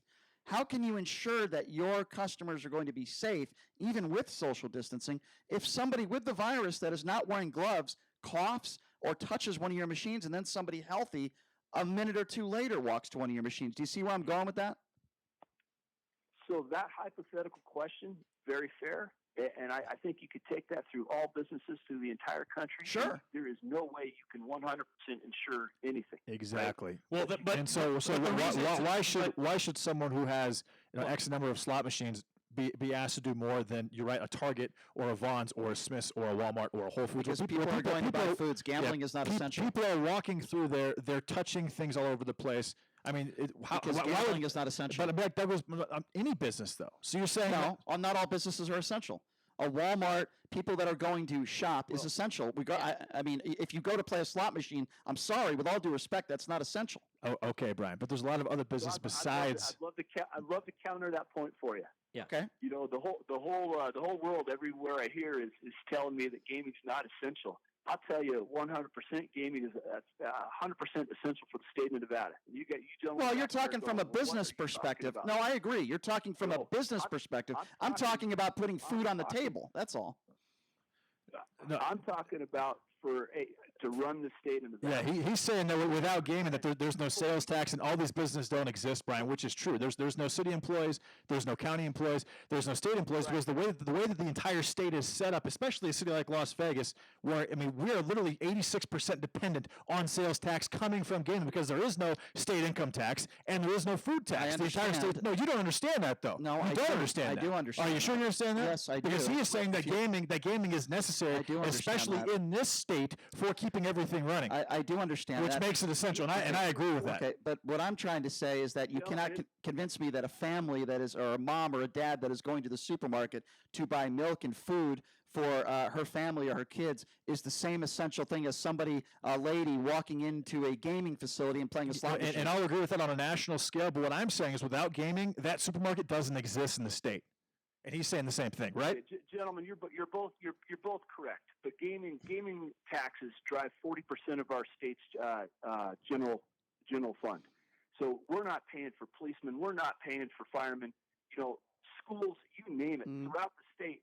It's not covered unless gaming is open. Exactly. You know, so gaming is 100% essential because our entire state is going to implode. Our budgets are getting holes blown through it. You've got to get gaming back open to fund our state. We are the reason why there is no state income tax. We're the reason that there's no sales tax on food. We're the reason that there's no state corporate income tax. It's gaming. You know, gaming is a driver. And I invite everybody. The Nevada Resort Association has done an excellent job with this message. They've got a website up that breaks all this down. It's right on the front page. Visit that website and you can learn more about what I'm talking about. Do you trust, but Ryan, do you trust, as a casino business owner, I understand why you want to get things up and going. I get that. But do you trust that our governor is going to listen to his experts and the health officials? Do you trust that he is going to give you the okay when it is deemed safe? And do you trust his judgment on that? You know, I very much support our governor. And I've seen the battles going on down south between your mayor of Vegas and the governor, and you know, I wish that wasn't playing out in the public eye. I don't know that that's good for our state. I very much appreciate Mayor Goodman's wanting to get gaming open. I just wish that dialogue was a little bit softer. I agree. That said, you know, I'm not taking any shots at Governor Sisolak at all. I believe the man is doing absolutely his best, listening to the best people he's got around him. Yep. You know, I'm just hoping as he unveils this, sure. He talked about 3 phases of reopening the state. I'm just really hoping that small gaming like us, meaning a lot to our community, that we're not stuffed in phase 3, that he gets us, you know, in phase 1 at 2 at the worst. Give us a shot because, you know, we're doing things to be safe. I have a company in Vegas, a guy named Mike Malm down there. I just brought in 20,000 face masks through his company, and it's my intent. Every one of my employees from day one is going to have a mask on. You know, we talked about what are we going to do? We're going to be cleaning. We're going to be hitting all of our surfaces every couple hours, you know, 24 hours a day. You guys, one of you guys mentioned the barriers on the tables. I already have those barriers, those Plex barriers on order, and not just for the tables. I'm putting them up in front of all my cashiers, at the bars, in front of my casino cage. I mean, we're going to do everything possible that's a known way to combat this. We're going to put those things in play. I will make my building as safe as possibly can So, I hope that our governor will trust in those plans and go ahead and give us the green light. But I do support our governor 100%. There's a last question for you, just really quick. You said Mark Amadei went forward and he basically saved these businesses that had under 500 employees, of which 370 of the 460 were in that conversation. Do you have any idea how many jobs he potentially saved by doing that across the state of Nevada? Yeah, I've heard that number anywhere from 35 to 45,000. Nevada jobs are in those categories. Sure. Ryan, I want to say this. I've heard. I'm sorry. Go ahead and finish your answer. Go ahead. Well, that is the answer. Okay, I got got you. That number to be about 35,000, but I thought Ryan, I've heard it quoted as high as 45. Ryan, Okay, I want to say you. this because I think this is very important. You sound like a very responsible person. I also appreciate the fact that it doesn't sound to me that you're playing politics here. I like what you said about the governor, even though you might not agree with everything. You're taking his side, on judgment, and I appreciate that about you. My concern, Ryan, is not about people like you. You sound like a level-headed guy. You're gonna try to make things as safe as possible for your customers. And by the way, I believe you when you say that. My concern is for some of those small business owners that do not take the steps that you are going to be taking. That is where I'm worried. I want to be very clear on that. You sound like a responsible guy. But hey, we'll just have to wait and see how this goes. I appreciate you giving your side. I hope you do get that federal money. And I promise you, when we do eventually take a trip to Reno, I would love to visit your casino. Yeah, absolutely. Sounds like an awesome place, and you sound like a great guy. And I really do appreciate you taking some time to join us and sharing your story, Ryan. Thank you so much. Gentlemen, thank you for the opportunity. Appreciate it. Yeah, thanks a lot, Ryan. Did a great job. Sounds like a fun little casino to go to. I have to be honest. We got to hit that place up. We're rolling north. No question. Right, that was Ryan Sheltra, the Bonanza Casino in Reno. Again, it's not necessarily guys like Ryan that I'm worried about. It's some of these, because he sounds like a really smart guy and he's prepared. But it's some of these other small businesses that maybe don't have the money, or maybe they don't have the wherewithal. And they think, or maybe they've undermined this virus and they don't think it's as serious as it is. Those are the ones I'm concerned about. All right, here's what we're going to do. We're going to take a quick break. When we come back, maybe steal a couple calls. 702-257-5396. Again, that number to call if you want to be a part of the conversation is 702-257-5396. By the way, we didn't really get a chance to talk too much about The Last Dance. This is this Michael Jordan, Chicago Bulls documentary. It was episode 3 and 4. We'll get to that, and of course, the NFL draft as well. All that and much, much more.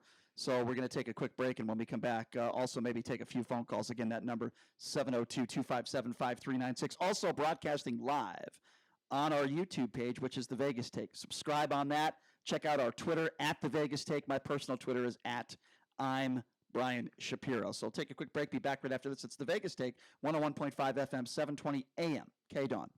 Update. New Jersey Governor Phil Murphy is urging his residents to remain vigilant in the effort to slow the spread of coronavirus. We're not out of the woods yet. I think we're several weeks away, and the big mantra, and our state's done a really good job of this, I have to say. I give a shout out to our residents. The mandate to stay at home and stay away from each other is still very much in effect until we can break the back of this curve. The CDC will release new priorities for coronavirus testing today, including testing asymptomatic individuals in high-risk settings. And the White House is set to unveil what it describes as a comprehensive overview of its efforts to make testing for COVID-19 more widely available. New York has canceled its Democratic presidential primary scheduled for June 23rd amid the pandemic and its concerning health problems. On Wall Street, the Dow is up more than 300. That's a gain of more than 1%. I'm Mike Moss. Thinking about life insurance? It's time to check the roads. From the Letterman Road Traffic Studio. This report sponsored by CVS. Watch for slowing for a crash on Twain Avenue at Palo Verde Street. Police with the scene, no reports of injury. It's going to cause some slowing, but you can avoid delays by taking an alternate like Flamingo or Desert Inn. Also a crash on Flamingo at Maryland Parkway. In that case, avoid slowing there using an alternate route like Tropicana or Desert Inn instead. Get free 1 to 2 day delivery of prescriptions and store essentials from CVS. Visit them online or call your local CVS to learn more. Restrictions apply. I'm John Michaels from the K-Don Traffic Center. Join Coach Harvey Hyde and Chuck Hayes Saturday evenings from 9 to 10 p.m. for Trojan Football Report, presented by South Point Hotel and Casino, here on 101.5 FM and 720 AM KDWN, where Las Vegas comes to talk. Thinking about life insurance? What if you could make one free phone call and learn your best price from nearly a dozen highly rated price competitive companies? Well, that's exactly what happens when you call SelectQuote Life. For example, George is 40. He was getting sky-high quotes from other companies because he takes meds to control his blood pressure. But when I shopped around, I found him a 10-year, $500,000 policy for under $25 a month. I'm SelectQuote agent Dan Savino. And believe me, if SelectQuote isn't shopping for your life insurance, you're probably paying too much. For your free quote, call 800-244-6060. That's 800-244-6060. 800-244-6060. Or go to SelectQuote.com. Since 1985, we shop, you save. Get full details on the example policy at SelectQuote.com/commercials. Your price could vary depending on your health, issuing company, and other factors. Not available in all states. These are unprecedented times, which are causing a lot of stress and financial worry for millions of Americans. But here's some good news. If you owe back taxes to the IRS, Optima Tax Relief can reduce the stress in your life by helping you resolve your tax debt right from the safety of your own home. Make no mistake, you don't want to owe the IRS right now. They can take your paycheck and everything you work so hard for. But with Optima on your side, you may qualify for help that saves you thousands. Their tax professionals specialize in the Fresh Start Initiative, one of the biggest breaks the IRS has ever offered. Optima is A+ rated with the Better Business Bureau and has resolved over $1 billion of tax debt for taxpayers across the nation. So now's the time. For tax help you need, for tax help you trust, call Optima now for a free consultation. Call 800-709-6011. That's 800-709-6011. 800-709-6011. Optima Tax Relief. Some restrictions apply. For complete details, please visit OptimaTaxRelief.com. 1015 FM, 720 AM. KDON, the talk of Las Vegas. Mark Levin, weekdays 3 p.m. to 6 p.m. Now back to the Vegas Take on 1015 FM, 720 AM. KDON. Time will tell, bro. All right, welcome back. It is the Vegas Take, Sharp and Shapiro. Quickly, I do want to announce this. Earlier in the program, we were talking about the putts, Wayne Allen Root, and this stupid little protest he had going on the Strip. But, it was. I mentioned that they were not always practicing social distancing, and now a listener, his name is John. A putts. That's right, a putts. Thank you, Wayne Allen Root. It appears as though they were not always practicing social distancing. One of our listeners, his name is John Acosta. No relation, I don't think, to Jim Acosta. But those pictures... I don't need to say his last name, Brian. Those pictures, I don't think he would mind. Those pictures that he sent us are showing that they were not always practicing social distancing. I was right. That's what I heard, and now we have pictures to prove that. Extremely irresponsible. 99% of the time, if you're practicing social distancing, but if that 1% you're not, then it's a disgrace. And that's Brian, what I'd like to say this about virus that. is spreading like the plague through grocery stores and has been for a long time. Okay. You don't know but how yes, many people got it at grocery stores. it looks like, well, you don't know people had it outdoors at a protest, Brian. Well, You have you're no idea. saying like but the plague it looks to me like But we should open up the country, right, Jay? Because the- it's spreading like a plague, but we should still open the country up. the country's already open by that logic because the grocery stores are open, Chris. No, the grocery That's the whole stores point. are they're Close the grocery they're stores. supposed to be practicing social Let's distancing. have us all JD. sit in our houses That's why they're an and essential not eat business. and just drink They're water. supposed to be practicing And we go to the social grocery store every 2 weeks. We have someone in a hazmat suit come drop off grocery stores. But you don't make that's the how you stop that's how you stop this virus, Chris. It's not going to stop itself otherwise. And I don't like how the goalposts have been moved. But that being said, let's continue to something else. Yeah. All right, 702-257-5396 is the number to call. Again, that number, if you want to be a part of the program, is 702-257-5396. Certainly my opinion when it comes to this protest has not changed one bit, and the fact that they weren't practicing social distancing all the time is also, I think, a bit of a problem. All right, let's take a quick phone call. Let's go to Troy. Troy, you're next up in the Vegas Take. Troy, go ahead. Your timing for me, because I've heard you say when it comes to social distancing, especially with the protesters, that they're guilty of manslaughter. He has said that. No, that's not what I said. Here's what I said. You're mischaracterizing what I said. I've compared some of these protesters to involuntary manslaughter. There's Drunk driving. Yes. And the reason why I say that, when you get into a vehicle and you're drunk, you're making a decision. You're not only putting yourself in harm's way, you're putting others in harm's way. There's a difference between manslaughter and involuntary manslaughter. I don't think these people are trying to infect others. That's why, hence the involuntary. But I do think your behavior when you go to a protest like that and you do not practice social distancing, you could be asymptomatic. You don't know. That type of behavior is irresponsible, just like when you get into a car and you're drunk. Now, you might be okay. You might make it home okay, but you're playing Russian roulette with society because you don't know. That's what I was trying to say. And that's what I did say. I'll take that. And then just a minute ago, you said if you 1% of the time you don't socially distance, then that's careless. Sure, 100%.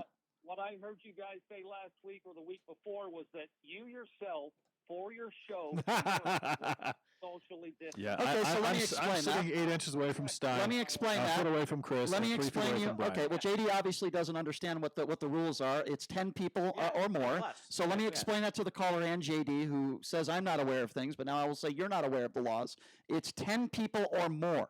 Okay, we are 5 people sitting in an apartment. Now, if we had another 5 or 6 people, I would agree with you 100%. Number one. Number two, when you want to compare these supermarkets and stuff, they're all telling you to practice social distance. It is your personal responsibility to do it. I know when I walk into a supermarket, I'll speak for myself. I try to stay away from people as much as possible. So, with all due respect, sir, to compare, to compare. No, hold on. Brian. Excuse me, JD. Excuse me. To compare 5 people doing a radio show to a protest with hundreds of people not practicing social distancing is stupid, sir. It's stupid.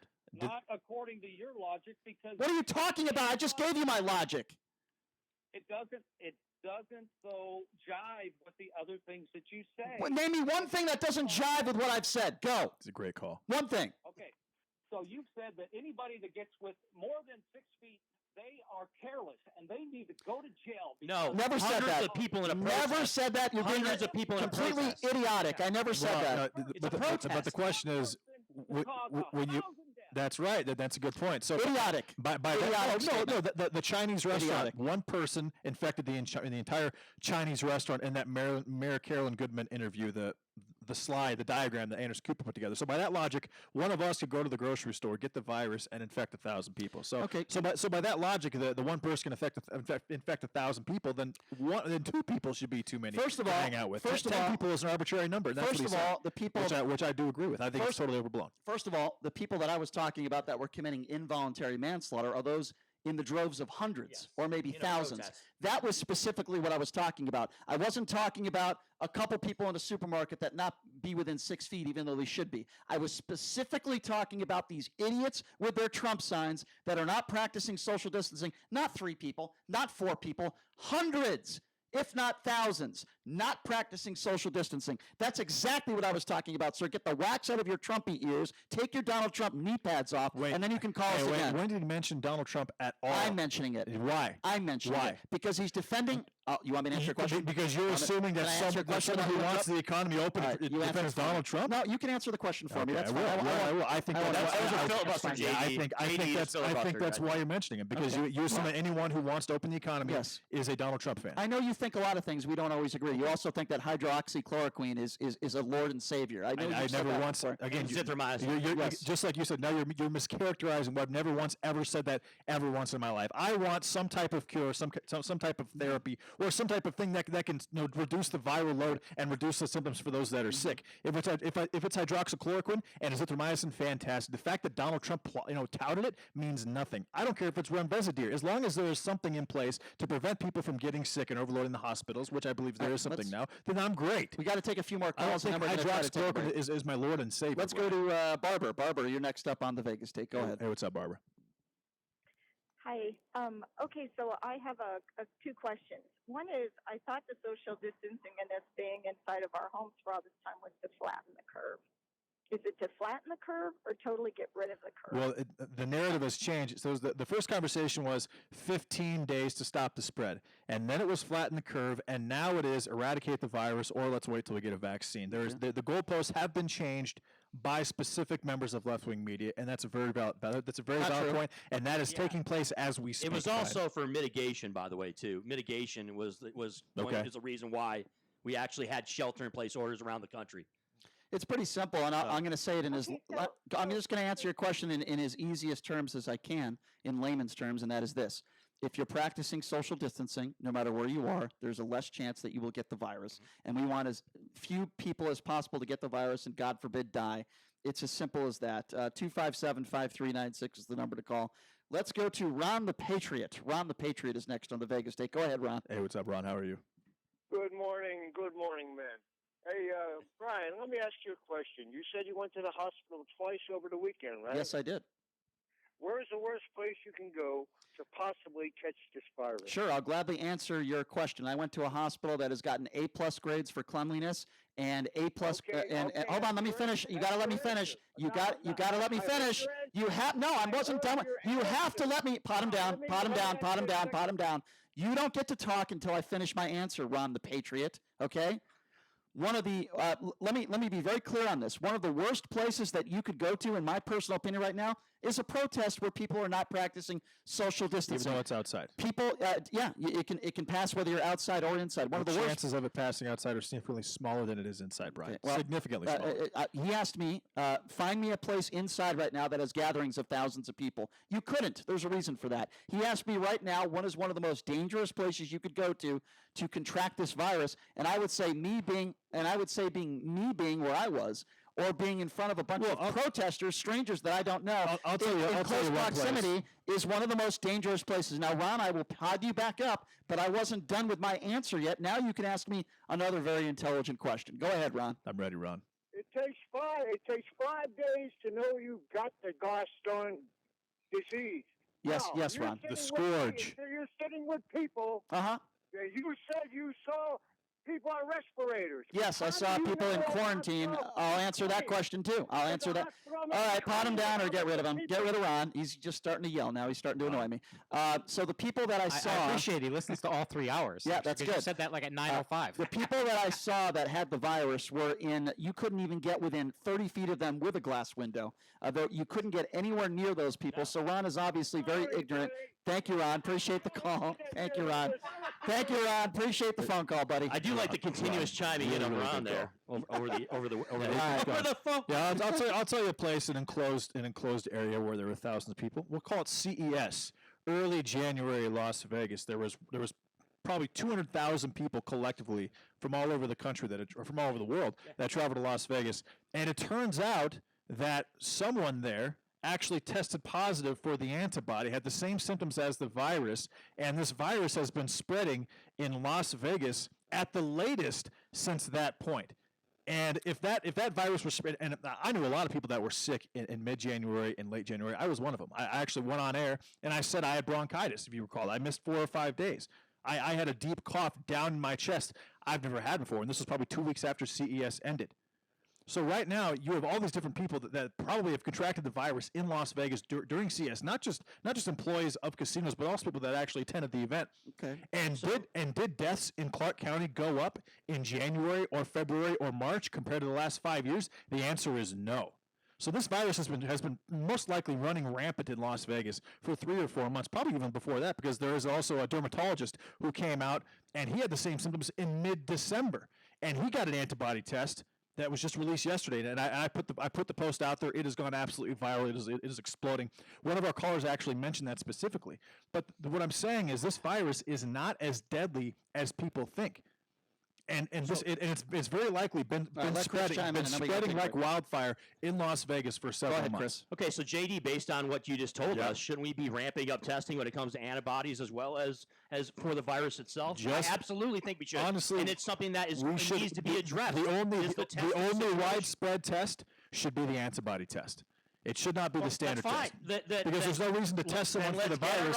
There's no reason to test someone for the virus that doesn't have symptoms. Maybe we should tell the president. The reason I'm bringing this up is because we need to find out where we are in this country. I have told the president about that. As where the virus who's had it, who has it, and that gives us much better opportunity to get society open. We got to get to the NFL draft in the last dance. I'm going to squeeze in one more call, then we're going to go to break. Let's go to Scott. Scott, you're next on the Vegas Take. What's going on? Hey, what's up, Scott? How you doing, man? Good. You there? Yes, sir. Go ahead. Hey, how you doing, gentlemen? Awful. I got well, everything's good. Always good. We're alive, right?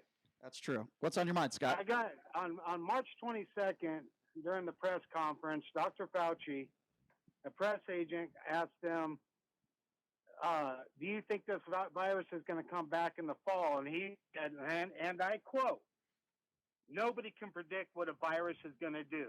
Now, if you can't predict what a virus is going to do, then all these models, all this crap they're making is frivolous, because he said out of his mouth, you cannot predict what a virus is going to do. To the caller, didn't he also? Didn't he say that there is that we are most likely going to have a second wave of this in the fall? He said 100%. Yeah, he said 100%. So that basically contradicts what you just said as far as what Anthony Fauci believes. I'm just quoting what he said. Well, so we are too. He said, I don't know when you think he said that, but he is on the record. Watch every press conference. Look, I'm telling you. Well, here's the deal. I'm just trying to tell you.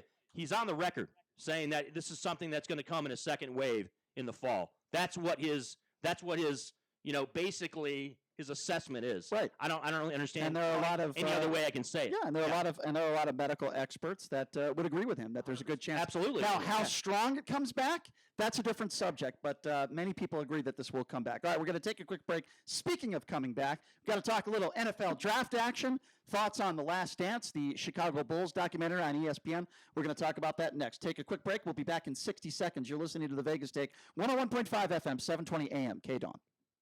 How much money would you like to save just by doing something you're already doing? How about 40%? With Allstate, safe drivers can save 40% just by doing something they're already doing. Driving safe. That's right, 40% just by driving safe. Visit Allstate.com or call a local agent for a quote today and see just how much you can save when you drive safe with Allstate. Not available in every state. Savings vary based on DriveWise and other safe driving discounts. Subject to terms, conditions, and availability. Allstate Fire and Casualty Insurance Company and affiliates, Northbrook, Illinois. Attention all authors. Page Publishing is looking for authors. Have you written a book and want to get it published? Page Publishing will get your book into bookstores and for sale online at Amazon, Apple iTunes, and other outlets. They handle all aspects of the publishing process for you. Printing, cover art, publicity, copyright, and editing. Call 800-501-3689 now for your free author submission kit. That's 800-501-3689 for your free author submission kit. Again, 800-501-3689. Mark Levin, weekdays 3 p.m. to 6 p.m. Now back to the Vegas Take on 101.5 FM, 720 AM, KDAWN. No, me and Brian. All right, welcome back. It is the Vegas Take, Sharp and Shapiro. Glad you could join us. By the way, this is going to be a lot of fun tomorrow on the show. I've seen this guy. He's one of the best magicians on the planet. He won America's Got Talent. Magician Matt Franco will be joining us on the show in regards to what he's doing to help people that are suffering through what everyone is, with this coronavirus in different ways. So Matt Franco will be joining us tomorrow. Great guy. Really a fantastic performer. I've seen his show, as I've mentioned before, at the Quad. Is that what it's called? Or am I calling the casino? The Link? The Link. You're talking about I call it the Quad. Oh, geez. Right the next Link. to Margarita. Yeah. The I Flamingo. saw him do his show there. So really great guy. So that'll be fun tomorrow.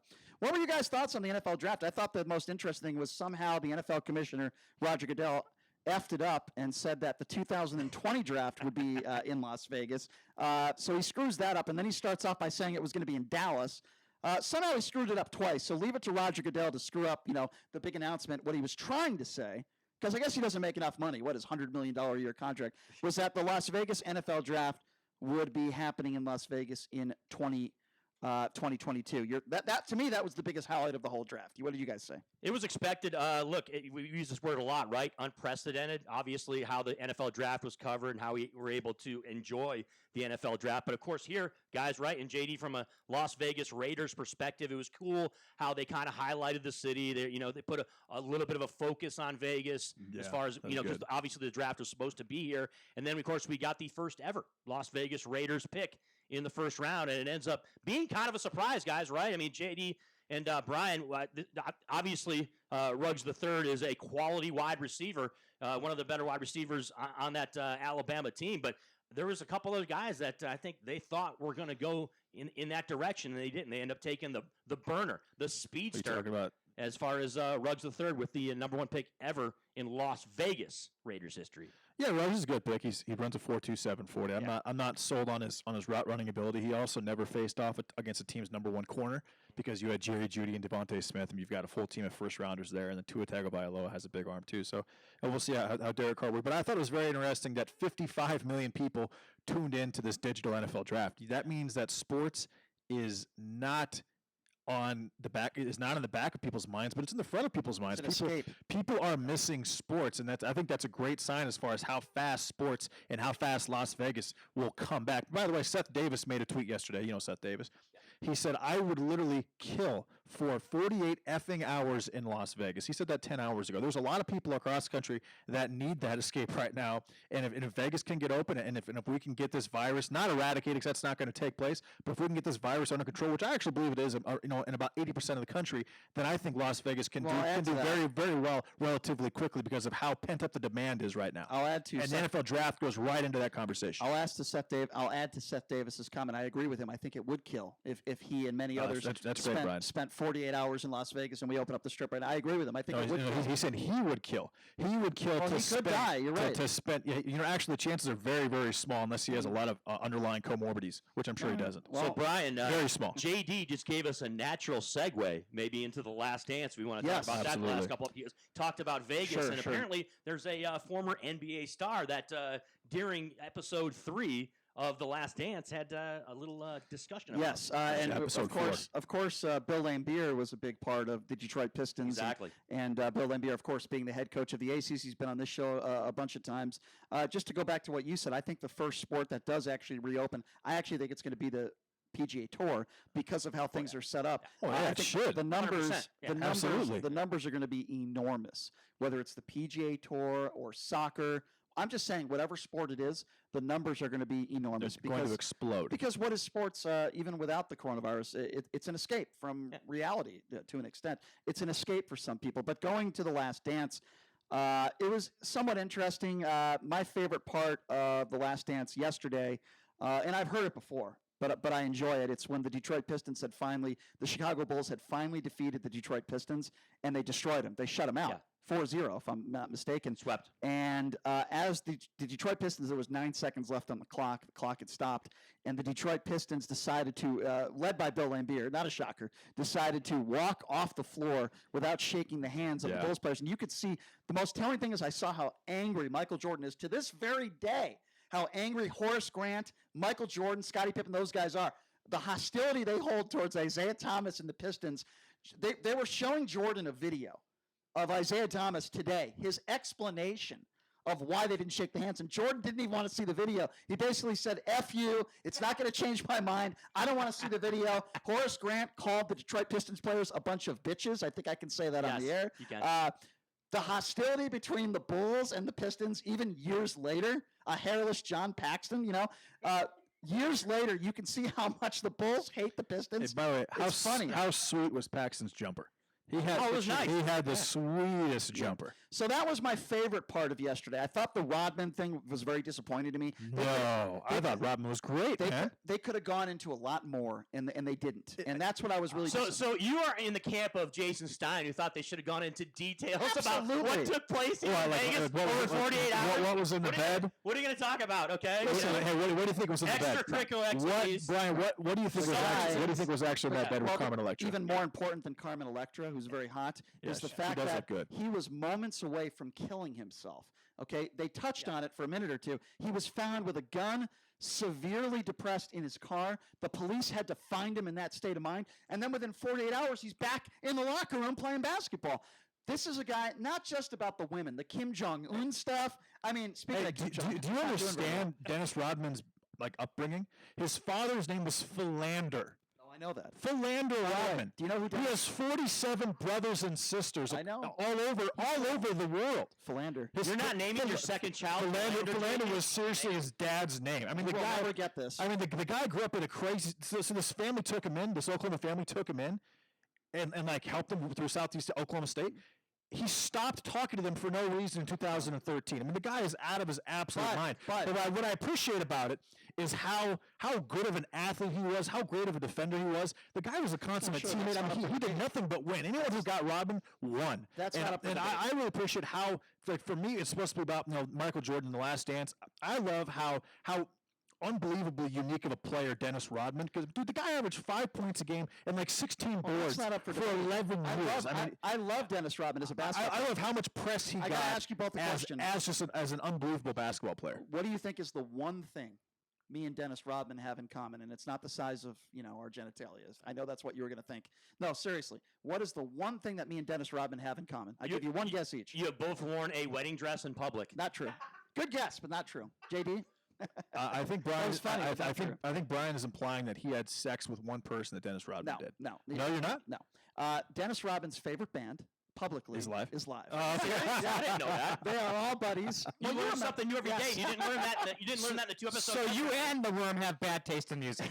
In fact, remember when Dennis Rodman did that reality TV show? I think it was on MTV. And one of the shows was dedicated to him going to a live concert and hanging out with the guys. I can't believe that show's not running, given Dennis Rodman's flamboyancy. But no, listen, I loved Dennis Rodman as a basketball player. He was a beast, the ultimate team player. He was a big part of them winning championships.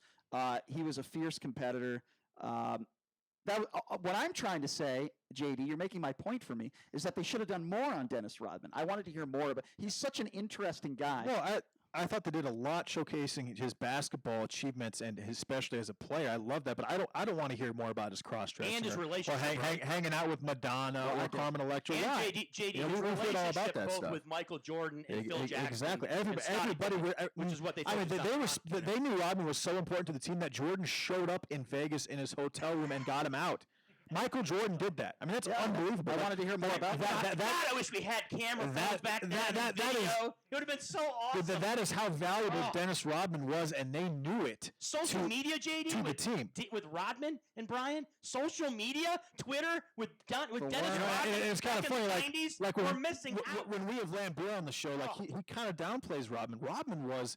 I mean, I think Rodman was more valuable to that team than Lambeer was. Can I respond to that? All due respect to Bill Lambeer, I like the guy. He's all about himself. He's got a huge ego. I'm not denying What did Dennis Rodman do? He took some of that star power away from Bill Lambeer, and I think that was I think that's a big part. Hey, how about that foul where Lambeer's hands are up in the air and he just drops him down on the guy's head trying to score a layup last night? It's called The Bad Boys. Oh my God, that was textbook. Night in and night out with that. That was crazy. I mean, listen, watchable show. I enjoy it. I'll watch it again next week. But I was a little disappointed yesterday, particularly in episode number 4. I thought it was very weak. Episode number 4. Episode 3, maybe a little bit better. But anyway, this has been a fun-spirited show. I hope I'm not back in the hospital tonight. If not, I plan on doing the show tomorrow.